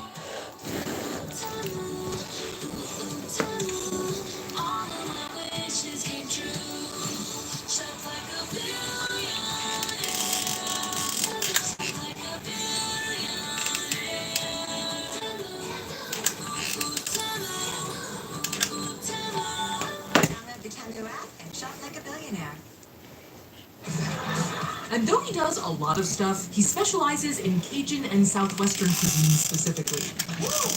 It's hot. It's a hot sauce. Now, some drama. Before the pandemic, Tyler and I had visited Vegas and seen Bobby Flay's Mesa Grill at Caesar's Palace, which is his OG restaurant brand that he opened in New York in the 90s. And for some reason, we were very excited by this idea. Mesa. Bobby Flay's Mesa Grill. There. Lo and behold, when we returned to Vegas this year, it seemed that Bobby had replaced his iconic Mesa Grill with a coastal Italian restaurant, Amalfi. And Tyler and I felt irrationally betrayed that we would never get to eat at Mesa Grill. I have no impulse to beat Bobby Flay until you remove Mesa Grill. Now I want to beat him to a pulp. So we could not bring ourselves to go to Amalfi. You look super nice. Just... In terms of decor. Instead, we had to go to one of Bobby Flay's Bobby's Burgers locations. And Bobby does seem to be opening a lot of these, so they seem to be a point of emphasis for him as well. People like Bobby's Burgers. It's a decently casual Something needs to burger lose a spot, head. which I would describe as a more gourmet-seeming Five Guys or Shake Shack.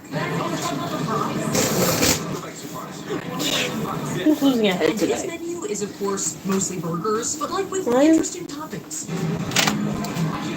His Crunch Burger is trademarked, so of course we had to get that. And the secret of this one is that they put a bunch of potato chips on the burger. That did sound crunchy, I'm not gonna lie. Isn't it? Around the Harrah's. But beyond that, it is pretty tasty. That tastes very bad to me. Simba. Because of the lack of vegetables, it is a bit heavy feeling, like it's meat, cheese, bread, and salty Really? I chips. think you're just gonna get some mouths when it's not done. Hamburger helper mac and cheese vibe. The second thing we got was the brunch burger, partially because it rhymed, and partially because we thought it was just an egg sandwich. I looked it up. Oh, hello there. That's a beautiful little egg. As big egg fans, we did like it. Once again, it's like very cozy. But in my my opinion, it was sorely lacking a little crisp tomato or maybe a raw onion or something. Absolutely no vegetables though. Not a single one to be found. That said, the fried chicken sandwich we got was really good. The textures in here were a little more varied, with some crispy cabbage slaw and a little vinegary pickle. There's a little spicy in the slaw, which is giving it to me. The pickle is out of this world. I need a And all that tiny, helped teddy balance bear. out the fried chicken itself for a Don't worry great about what's sandwich gonna happen, experience. I'm a little fresher about this one. Probably vegetables. Yeah. Okay, so it's not completely fair to compare Bobby's Burgers to the other fine dining restaurants, but overall, I thought some of his burger ideas were pretty interesting. Would you say it has the trademark edge? Shut up. And these 3 burgers were actually less expensive than the 3 chicken sandwiches we bought from Johnny Rockets. So even though it's not cheap, it is cheaper. Now, next up on our list was Buddy Velastro's Pizza Cake Restaurant, also at Harrah's. We're knocking on a bunch of celebrity chef restaurants like right now. Buddy V is more commonly known as the Cake Boss. There's a lot of cake here, man. Famous from the long-running TLC show that chronicles the crazy creations he and his staff make at their family-run Carlo's Bakery in Hoboken, New Jersey. That's how you do a dragon cake. Hoboken style. Hoboken style. Hoboken style, baby. And like we mentioned in our hotel video, Buddy V is kind of taking over the strip. Big time, baby. In addition to having a number of 24/7 cake vending machines all over the place, he has a Buddy's Ristorante at the Venetian, a Boss Cafe at the Link, and then a Buddy's Jersey Eats, also at the Link. He's got a lot of Okay, we'll juice. fit. Okay, we'll do. So I'm gonna go with that guy. It's over there. It sounded more and also because there was a time where set Buddy yet? actually made a giant pizza cake on the show. He's set. That's a pizza cake. Pretty impressive. See the name's Pizza Cake? It's supposed to be like pizza cake. Pizza Cake is right next to the Harrah's casino floor and is pretty open to the rest of the hotel. And as the name suggests, they serve different pizzas by the slice, as well as slices of cakes, cookies, and cannolis. Really, that was enough to heat you up enough to move. Already weighed down by Bobby's Burgers, we skipped past the pizza and went straight for dessert. We ordered a slice of the rainbow cake, which disappointingly did come out of the vending machine. I've never had cake like this before. So I guess we could have just gone to one of the vending machines, but it was pretty good. The frosting was a little too sweet for my taste, but the cake part itself was really light and fluffy and a little eggy. We also got a slice of the s'mores cookie cake. Look at their teddy grams on there. That's just all it to me. Which I had gotten because it seemed the most like a cake pizza. The cookie itself was nice, and the use of Teddy Grahams was kind of inspired, but my one gripe was that they, once again, used a lot of really sweet frosting. Is there icing on there? I don't know anything. No. And then we also got a cannoli, which was excellent. Here it is. The shell was nice and crispy, and the cream filling was not sweet. It was that perfect kind of light cream cheesy flavor. That's my favorite. If I were Buddy, I would be vacuum sealing these and putting them in the vending machines too. How's it going over there, cannoli boy? Bigger part than I expected. Welcome. Really good, right? Once again, it's not that fair to compare this to Buddy V. He's building an empire, and there's nothing any of us can do to stop him. You're always eating on a job. Come on, get back to work. Later that same day, thankfully a few hours later, so we had some time to digest, we headed over to Guy Fieri's restaurant at the Link. First impressions of the lake. It smells like barbecue. My Gary's restaurant, right there. Coincidence? I think not. Quick disclaimer, I say Guy Fieri's name like 85 different ways in this video. I apologize and hope I am saying it correctly now. Now what comes rolling down the driveway for dinner but this, the super duper weenie wagon? Now, Guy Fieri, with his off-the-hook California cuisine, was actually an early winner of Food Network star back in 2006, and has since then become one of the most recognizable faces of the network. Wow, that's good. The sausage ratio to this is outstanding. He's known for his iconic style, frosted tips, rough and tumble vibes, and for being the self-proclaimed mayor of Flavortown. Are we in Flavortown? on right now? I'm at customs. I am crossing the border. You know what this is. This is the principal of the Flavortown High School prom. We were also wearing these coordinated flaming bowling shirts in celebration of going to his restaurant, so we were pumped. I think this is his only restaurant in Vegas, though he does seem to operate a Flavortown kitchen, which is a delivery-only ghost kitchen. I guess that answers my question as to why this place isn't called Flavortown. It's Guy Fieri's Vegas. That's an awful name. But I still think he could consider Flavor Sin City or Flavortown 2. Flavor 7. And he's serving up saucy twists on American comfort food with a lot of pretty crazy sounding names. The trash can nachos are one of his signature dishes that we had to try. And they were pretty impressive in terms of presentation, quantity, and tang. There's a lot of flavor. Yeah, people don't use that much.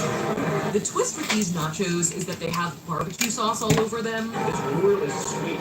It's all barbecue, baby, which is clearly one of Guy's staple moves. As with all nachos, they eventually cool down into just a mound of stuff. It might be necessary. But it was still pretty good to eat, just as unidentifiable lumps. Another thing we noticed was that Guy is pretty generous with his portion sizes. Cheesecake just swung by and doesn't do It's called the Cheesecake Challenge. With this Bloody Mary that we ordered because Tyler's mom told us we had to. Okay, giant, which came with a huge skewer of waffle fries and an entire half of a jalapeno on top. Oh my god, oh my god.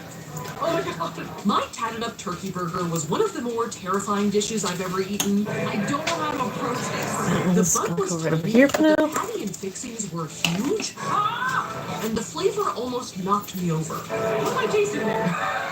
There was ground turkey, lettuce. It looks like salsa on the left side there. I think some salsa fell out of my burger. And smoky Gouda cheese. Not bad, just powerful. I asked for it from Flavortown. He's taking me there. And to end on a high but still large note, the Big Dipper sandwich was, according to Tyler, one of the best things he ate on our entire trip. Napkin needed, napkin needed. That is amazing. It's kind of like a half cheesesteak, half French dip love child of a roast beef sandwich, and Tyler wanted me to specifically mention that the hokey bread was very porous and therefore very good at soaking up the sauce. Yeah, that's really important when it comes to this kind of sandwiches, the bread. Now, we had a blast here, mostly because the vibes were just good. Thank you! And though some of the food terrified me, I would come back here with 4 to 5 more people so we could take on the cheesecake challenge, because it looks good. We just need backup. Next up on our list was Giada De Laurentiis' eponymous Giada restaurant at the Cromwell. We're gonna cook some spaghetti, yes. In wine? Yes. Hot dog. Yeah, right? Now, Giada De Laurentiis is another longtime Food Network personality Perfectly al dente. who has hosted such shows as Everyday Italian, Giada at Home, Giada in Italy, Giada Entertains, Giada in Paradise, etc., etc. Because I've got a lot of canned grigio in my fridge. If the show names didn't tip you off, Giada is from Italy, and her specialty is Italian cuisine. Bravo. Now, we've actually been to Giada's restaurant before, and we've enjoyed ourselves a lot, so we were plenty happy to go back. The Cromwell itself is a pretty small hotel, and they've dedicated almost a third of it to Giada's restaurant. I like that Giada has her own wing. She has a big ass restaurant. Besides being huge, it also features floor-to-ceiling windows with pretty sweeping views of the other side of the strip. In this case, Caesars and the Bellagio across the street. I feel like pasta has to be the call, right? Right. One thing to note, on the menu, she also includes a guide as to how to pronounce some of the specific dishes.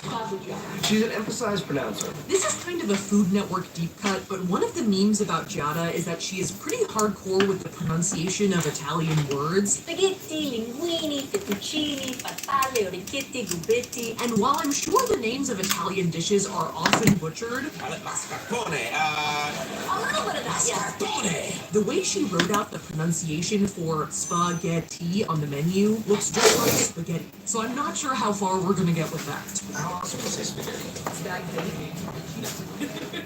Now, to prepare ourselves for a deluge of pasta, we got a couple of very welcome cappuccinos, and a few appetizers, like the saucy orzo meatballs. It's a meatball. It's a lemony meatball. and the salty yet still fresh grilled artichoke. It's a good sour flavor. I actually like that. Sour. Maybe that's the word I forgot. I forgot the word for sour, but then we got into the good stuff. We ordered the lemon spaghetti with shrimp, which is one of her signature pastas. It's a pretty beautiful plate. And it was quite fresh and summery, especially for a pasta dish. Signature? That's amazing. And it also kind of started off an oversized theme that we began to notice in the restaurant, because these shrimp were pretty big, as was the wheel of pasta that we ate. Do you see the cheese? Pull it, click it, push it. With the compact, get up to 100% leak-free Ah, protection. I didn't snap your eyeballs off first. Oriental protects you all the way from day one. That's an idea. Is it too late? Today, too high. Not quite. Every day happens. We have a deal. Wait till it sets. We use IXL as a supplemental material Can't wait till it along with sets. our regular homeschool. I'm really grateful that we found out about this app because we have seen such an improvement in the boys' learning since they started using IXL. Every feature is designed to see where your child is in their learning. It supports and challenges them at the right level so they can learn at a pace that's perfect for them. I can't say enough good things about this app. We love it and it has helped so much. Use Kayak's Explore tool to see just how far your budget can take you. Reykjavik? Spectacular. Then do what people do. Forget about Reykjavik for a while. 10 weirdest foods. Icelandic sheep's head jelly? Oh yeah, Reykjavik. Back to Kayak for a great deal. Literally, this is cheese. Oh yeah. Which was then seasoned by an enormous pepper grinder. That was the biggest pepper grinder shaker thing I've ever seen in my I life. think it's bigger than Gianna. Literally, it literally is. Alright. Cheers. The wheel of cheese itself is hard to actually eat, so it's not really like a bread bowl, although I did just get a good home. But the dish itself basically ends up tasting like a super fancy mac and cheese. Creamy, a little bit salty from the pecorino romano, and a nice kick from the cracked pepper. The noodles closer to the wheel, those are the money noodles. Cheese Moses. Yeah. You said meow or yeah? Both. Yeah. The only real miss of the meal was the pistachio souffle. What even is this? What did I order? I don't know. It sounded good and was very visually Stay. pleasing. It's like vaguely green, but not really. But the nuts on top were overwhelmingly salty, and the raspberry sauce was very Yeah, I'm gonna have to sort all these. clips the rest of Jada's meal and her spaghetti. This place is good, and we'd happily go back. I'm worried about our pillow. There we go. Right there. You might stay there forever. Never move. We gotta get to Valley tonight. Now, next up on our list, Lisa Vanderpump's Vanderpump Opera Restaurant at the Parrot. Okay, the party started. And Lisa Vanderpump is most well known for of Beverly Hills. You can stab me in the back, but faster than us. As well as for starring in Vanderpump Rules on Bravo, a show which follows her and the staff at her restaurants and bars in West Hollywood. Joe, I need my daily fix. What's the special tonight? Now, this is a bit of a controversial addition to our list, mostly because Lisa herself is not a chef, so in some ways, she shouldn't be on the list. But we had a hard time taking her off, because unlike the Jonas Brothers, she was a well-established restaurateur before rising to TV fame. So I'm going according to plan. And the show Vanderpump Rules does specifically show her running her restaurants, even if it is more about the love lives of her employees. I've just seen your boyfriend. I don't want to be dealing with him. Okay, go. We are also big fans. Lisa Vanderpump is actually Tyler's celebrity crush, so we really wanted to go. There she is, that saucy face. On the strip specifically, Lisa does also have a cocktail lounge at Caesar's Palace, which we just stopped by, but Vanderpump Opry is her only real restaurant. And visually, it's a showstopper. It's arguably over-decorated, Could use more Pomeranians. but it's also kind of awesomely ornate, with wrought iron room dividers, faux thunderstorms, crazy street lamps, roses everywhere. It's a lot. It's very cute, but it's kind of hard to read. And the cuisine here is billed as delectable dishes with a little bit of a French twist. You may call me a sinner, but I'm at peace with myself. It's sort of like intro lines to Real Housewives. Which we understood as mostly cocktails and some fun small plates. There are a couple of entrees, but the entree section of the menu is tiny and impossible to find. So we followed that through line. Whoa! and ordered a fancy cocktail, which was delivered in a glass pyramid and a puff of smoke. Yeah, all that smoke went right into my face. Smelled very campfire. It was amazing. And was quite strong. I'm drunk already. Alright, no more, that's it. And then all of the food we got was like small plates, finger food kind of stuff. The ratatouille frites were the only thing I wouldn't recommend. They didn't have a lot of substance to them, so they were kind of just like little wisps of air. It almost tastes like calamari, but just good. It looks like calamari. Calamari, but just better. The menage a tomato salad was sort of tomatoes three ways. You getting a menage in the mouth? Yes, but the goat cheese is very ingredient. Oh dear, I'm leaking. And it may not have been the most groundbreaking dish. Yeah, cut that in half so that I can piggyback off your menage. But after having been on the strip for nearly 2 weeks, subsisting mostly on Starbucks egg bites and celebrity chef restaurant fare, There hasn't been a lot of fresh air nor fresh vegetables on this trip. just some nice juicy tomatoes with cracked pepper on them really hit the spot. The truffle baguette was also very good. I know I have previously complained about truffle being an overwhelming flavor, but there was just enough bread, brie, and honey in this that we were able to taste something other than just truffle. You know what else in there? What? Only gets better with time, just like Lisa Vanderpump. And then for dessert, we got the rosé eclairs. And there's gold leaf flakes on there. The rosé flavor was a bit overpowered by a competing raspberry flavor somewhere in there. So it was more of a raspberry eclair, but the creme anglaise inside was really fluffy and light and not too sweet. And I love me a not too sweet dessert. Goodbye, Kyle. So overall, we found Vanderpump à Paris to be a whimsical and fun experience. Pretty much just as over the top as Lisa herself, and as booze-filled as an episode of The Real Housewives of Beverly Hills. So pretty much exactly what I'd hoped for. Now, our penultimate couple of restaurants were at the MGM Grand, which has a specific wing of the hotel called The District, which actually has a bunch of celebrity-owned restaurants in a row, including the Jonas Brothers restaurant, which I'm starting to feel sad that we missed. First on our list was Masaharu Morimoto's eponymous Japanese restaurant. Iron Chef. Masaharu Morimoto, apologies if I'm saying it wrong, was famously one of the Iron Chefs on the original Japanese version of the show in the 90s. Iron Chef Japanese is Masaharu Morimoto. And then when the Food Network decided to produce their own version in the 2000s, he signed on as one of the Iron Chefs, lending the American version of the show some serious legitimacy. A year ago, they said this program couldn't make it on American TV. Well, look at us now. He actually has a bunch of restaurants around the world, but I'm pretty sure that this is his only one in Vegas. テレビでは怖いですけども意外と優しいです。あれはね、エディティングです。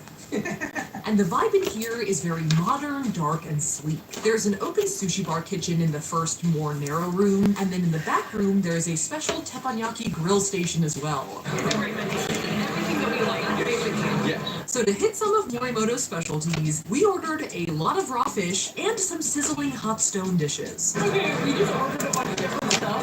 And then feel free to keep the diet Coke. I don't know if they charge for the refills. A lot of the sushi is actually sold by the piece, so I kind of just ordered a bunch of pieces. Wow, that's beautiful. And our server really liked yellowtail, so we ended up with a lot of yellowtail. That went down easy. I love that. And the sushi was overall very good. There are a lot of sound bites from our footage here of us just liking it. It is adorable. They look at the rice as carrying a giant egg mattress. We are by no means sushi connoisseurs, but I thought the rice was quite vinegary and the fish was very soft and melty. Are you chilling for Morimoto right now? Iron Chef, me up. We did also get the raw yellowtail tacos. They had yuzu in them, There's some yuzu in there. as well as lime and avocado. And they were very fresh and citrusy and crunchy. It's mostly guacamole and spicy peppers, which is good. It's like a long part. And then we got a couple of hot stone dishes, including these sizzling pork gyoza, I'll go first. which, once they cool down, A little hot. were nice and crispy on the A little outside monster? and well scallioned on the inside. And then we also got the char siu bun, which is pork belly, rice, and some other veggies cooked in a hot stone bowl. It did sort of just taste like a twist on a fried rice dish, but I do love when rice gets crispy at the bottom like this. Thank you. Then, an item without a category, we did get the jasmine panna cotta for dessert. What's that? I don't know. What's this? I don't know. which came paired with some blueberry ice cream and lemon sorbet, and kind of had the vibe of a key lime pie filling, except instead of lime, it was jasmine tea flavored. It's like 4 desserts in one. Now, we ran up quite the tab at Morimoto's, but there were very few misses, and I would come back for pretty much everything, including the many Diet Cokes they sent our way. They kept it coming. Now, next up on our list was Emeril Lagasse's New Orleans Fish House, just down the hall. Though thankfully we went on a separate day, not just right after Morimoto's. Emeril is a true OG Food Network star.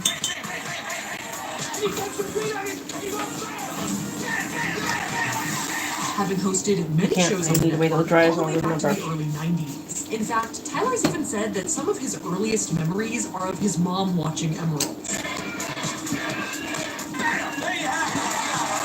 Which is pretty cute. That was like the background television of my very, very toddler youth.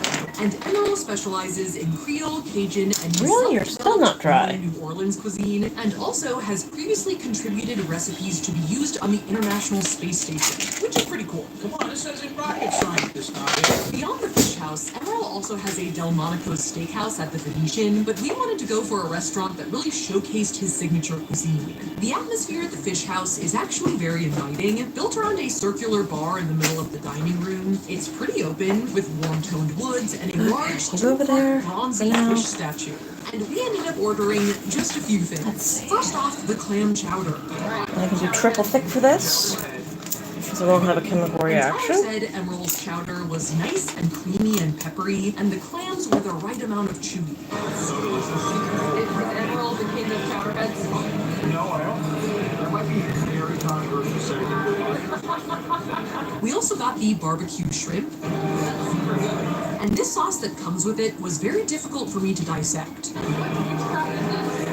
It was a little spicy, a little herby, a little tangy, a tad sweet maybe. I have to figure out what's in the sauce because I can't place it at all, but it's amazing. It turns out that this is Emeril's secret sauce, his essence, if you will. Now, a lot of people have asked me, what's the essence? And I think the things I was tasting were the cayenne pepper, garlic powder, oregano, and thyme. That's the essence. I would recommend this dish just based on the sauce alone. The jambalaya was also very seasoned, possibly with another iteration of Emeril's secret essence, as it had a pretty good kick to it. That spiced rice is nice. To be honest, at this point in our trip, we were definitely experiencing a little bit of celebrity chef burnout, or maybe just general casino burnout, so we perhaps were not on top of our tasting game.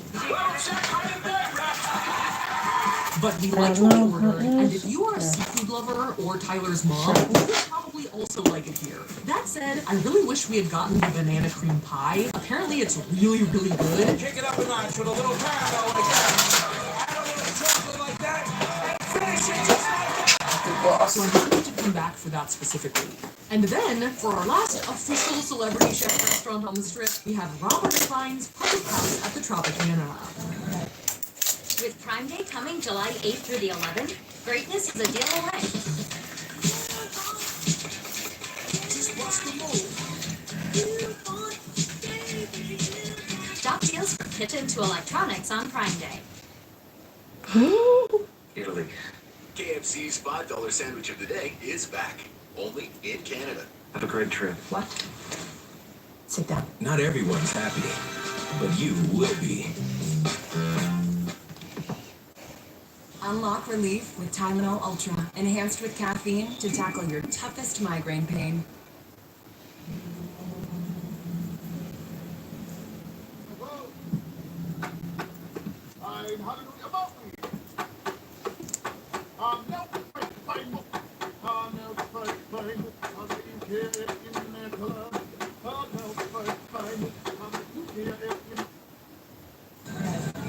Welcome to the final hotel. Though we do have a couple of other celebrity chef restaurants we visited that I figured I'd throw in at the end, so stay tuned for those as well. Now, Robert Irvine is a buff, ex-Royal Navy British celebrity chef who has hosted many a Food Network show. let's get to work. He has a few claims to fame, like serving on Queen Elizabeth's Royal Yacht Britannia, preparing food at the White House, and allegedly helping make Charles and Diana's royal wedding cake, some of which have been disputed. Smoky, sizzly, ribbies. But those are his claims to fame. And Tyler and I are interested by how truly buff he is. Oh my god. Not his throbbing forearm. And I think that's fair because it's a major part of his brand. He currently owns/operates 2 restaurants, Robert Irvine's Public House at the Tropicana and Fresh Kitchen by Robert Irvine, located inside of the Pentagon in Washington, D.C. So I guess his vibe is like buff military chef. Beans popping, he wants this in the booty pop. Robert Irvine. Volcano! Now, the Public House is a warm and inviting casual dining spot next to the casino floor of the Tropicana. And the cuisine is supposed to be pub grub geared towards the Pats, aka Americans. I want a pizza. Can I have pizza? Pizzeria pizza. It's late night. It's time for a pizza. So we've got a couple of casual Pat-focused dishes, as well as a couple of Robert's personal favorites, starting with his eponymous drink order, which is a shot of tequila and a Stella Artois. Well, that's a tall shot. And our server confirmed that he has literally seen Robert Irvine drink this. Last night in Vegas? This will make you just as ripped as Robert Irvine. We also got the pastrami sandwich, which Robert is pictured all over the Tropicana holding up next to a large knife. All over the casino. And this sandwich was a little intimidating. The pastrami meat was salty and a little spicy, the Swiss was sharp, the rye and the sauerkraut were sour and a little bitter. It had some chef's hair on it, you know what I mean? Yeah. No wonder this is Robert's sandwich of choice. What's happening to you? Suddenly, your hair, it's graying. Your biceps, they're growing. Your accent, it's changing.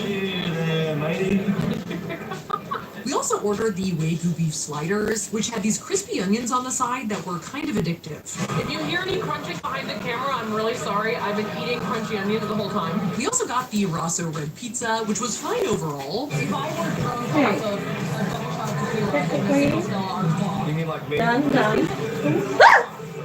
1, 2, 3, 4, 5, 6, 7, 8, 9, 10. Holy shit, I did it. Now, Robert's spot is certainly more casual than some of the other restaurants on the list, but I will say the price point was, for the Vegas Strip, pretty reasonable. Barely, but I got 10 done tonight. Hotels video. It only took 3 hours. Here, including the Robert Irvine drink, was cheaper than 3 chicken sandwiches at Johnny Rockets. So I am actually pro Robert Irvine right now. In fact, if you ever find yourself at the Luxor and considering eating at the Johnny Rockets there, don't. Cross the street and go to Robert Irvine's. Just do it. Just do it. He may be vaguely threatening with his pastrami sandwich, but he's a pretty reasonable man. Don't you dare give another $1 to Johnny Rockets. Okay, so there were a couple more celeb chef restaurants that we visited, sort of incidentally, just because we thought they seemed cool. We didn't document them quite as thoroughly, but I did want to throw them in. We're at Strip Steak. We're on the Vegas Strip. Tyler's doing a strip tease. He's eating a steak. We went to Michael Mina's strip steak restaurant at the Mandalay Bay Hotel. San Francisco's Superman of surf and turf, the legendary Michael Mina. Michael Mina didn't quite meet our requirements because he's never starred in his own show or other When is it? long-form content. Oh, it's almost 10. But he's Good. a very accomplished chef and restaurateur, known for modern American cuisine, seafood, and Mediterranean fare. They've got a smattering of different dishes. You're wet. Spirit with my steak knife, including the ahi tuna rolls, the filet mignon, and the spicy Thai lettuce cups. As well as a magnificent bowl of jalapeno creamed corn, which kind of tasted like molten cornbread. We also went to Roy Choi's best friend restaurant at the Park MGM, which has a really cool vibe. It's heavily themed and decorated as a Korean convenience store in the front, and then in the back, the main dining area is a large room that's kind of themed like a block party. Roy Choi's main claim to fame is that he was the creator of the popular Mexican-Korean fusion taco truck Kogi. If you don't look like Dexter by the time you finish making kicks, you didn't do it right. And he's considered to be one of the founders of the gourmet food truck movement. We honestly just went to this restaurant because it seemed good. We didn't think that Roy Choi technically fit our requirements, but it turns out that he does appear in the Chef Show with Jon Favreau, and he's also also hosted a series called Broken Bread on Taste Made. If we had known that Roy Choi should have been on our real list, we definitely would have gotten the short rib tacos. Told you I'm not going to show you the Kogi taco, but I'm actually showing you the Kogi taco. But as it is, we ended up getting some of the veggie side dishes, the yuzu barbecue shrimp, there's that yuzu again. That thing is smoking. The pretty pricey barbecue ribeye. Hot. Forgot about the bone. I need to try. They also gave us some complimentary Hawaiian sweet rolls, which were awesome. You've been sitting over here. You're still not dry either.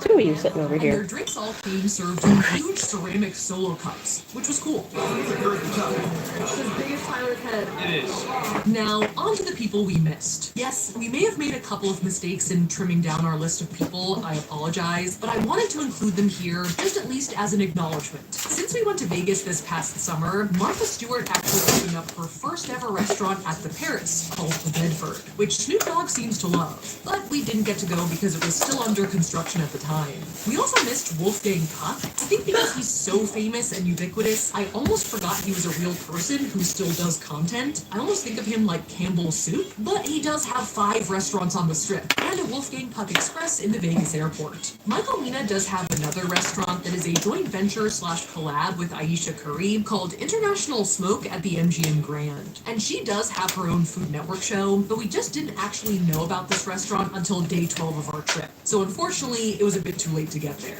We also missed going to Nobu for Chef Nobu Matsuhisa, and we also missed Chica by Chef Lorena Garcia at the Venetian, who both have shows that aired internationally that we just straight up didn't find until after filming. Also, if Lisa Vanderpump counts, I think the Wahlberg brothers and their Wahlburgers restaurant probably counts too. So those are the ones that we're gonna have to hit when we go back to Vegas, I guess for part 2 of this video. But as for the ones we did actually eat at, in terms of an outro here, we figured the best thing to do would be to list out our top 5s of our favorites for different categories. These are not ranked in any particular order, they're just sort of the best ones of each category in our opinion. First up, for best overall experience, our favorites were David Chang's Momofuku, we are definitely going back there, Gordon Ramsay's Hell's Kitchen, we had high expectations and he did deliver pretty well, Giada De Laurentiis' Giada, it's a favorite of ours, Guy Fieri's Vegas Kitchen and Bar for the vibes and nachos, and Jose Andres' Bazaar Meats. Very pricey, but truly a one-of-a-kind experience. For best dishes, our picks were the Sticky Toffee Pudding at Hell's Kitchen, the Yellowtail Taco at Morimoto's, the Breadwood Corn at Momofuku, the Big Dipper Sandwich at Guy Fieri's, and the Gazpacho at Tom Colicchio's, because of the crunchy watermelon.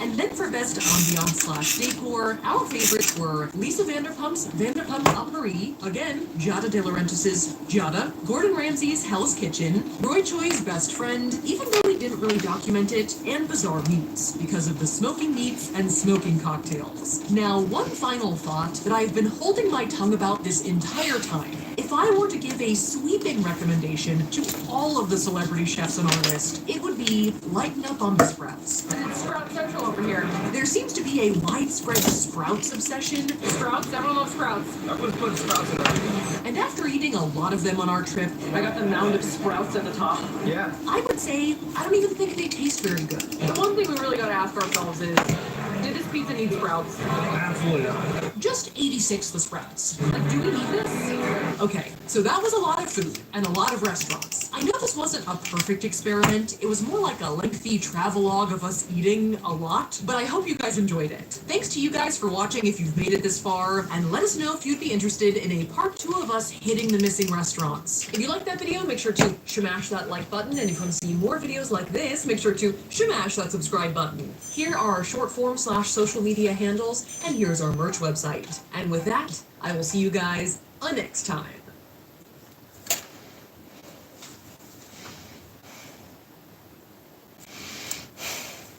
Hi, it's early afternoon. It's a good time for a banger in the oven. Nice. Cold open. Love it.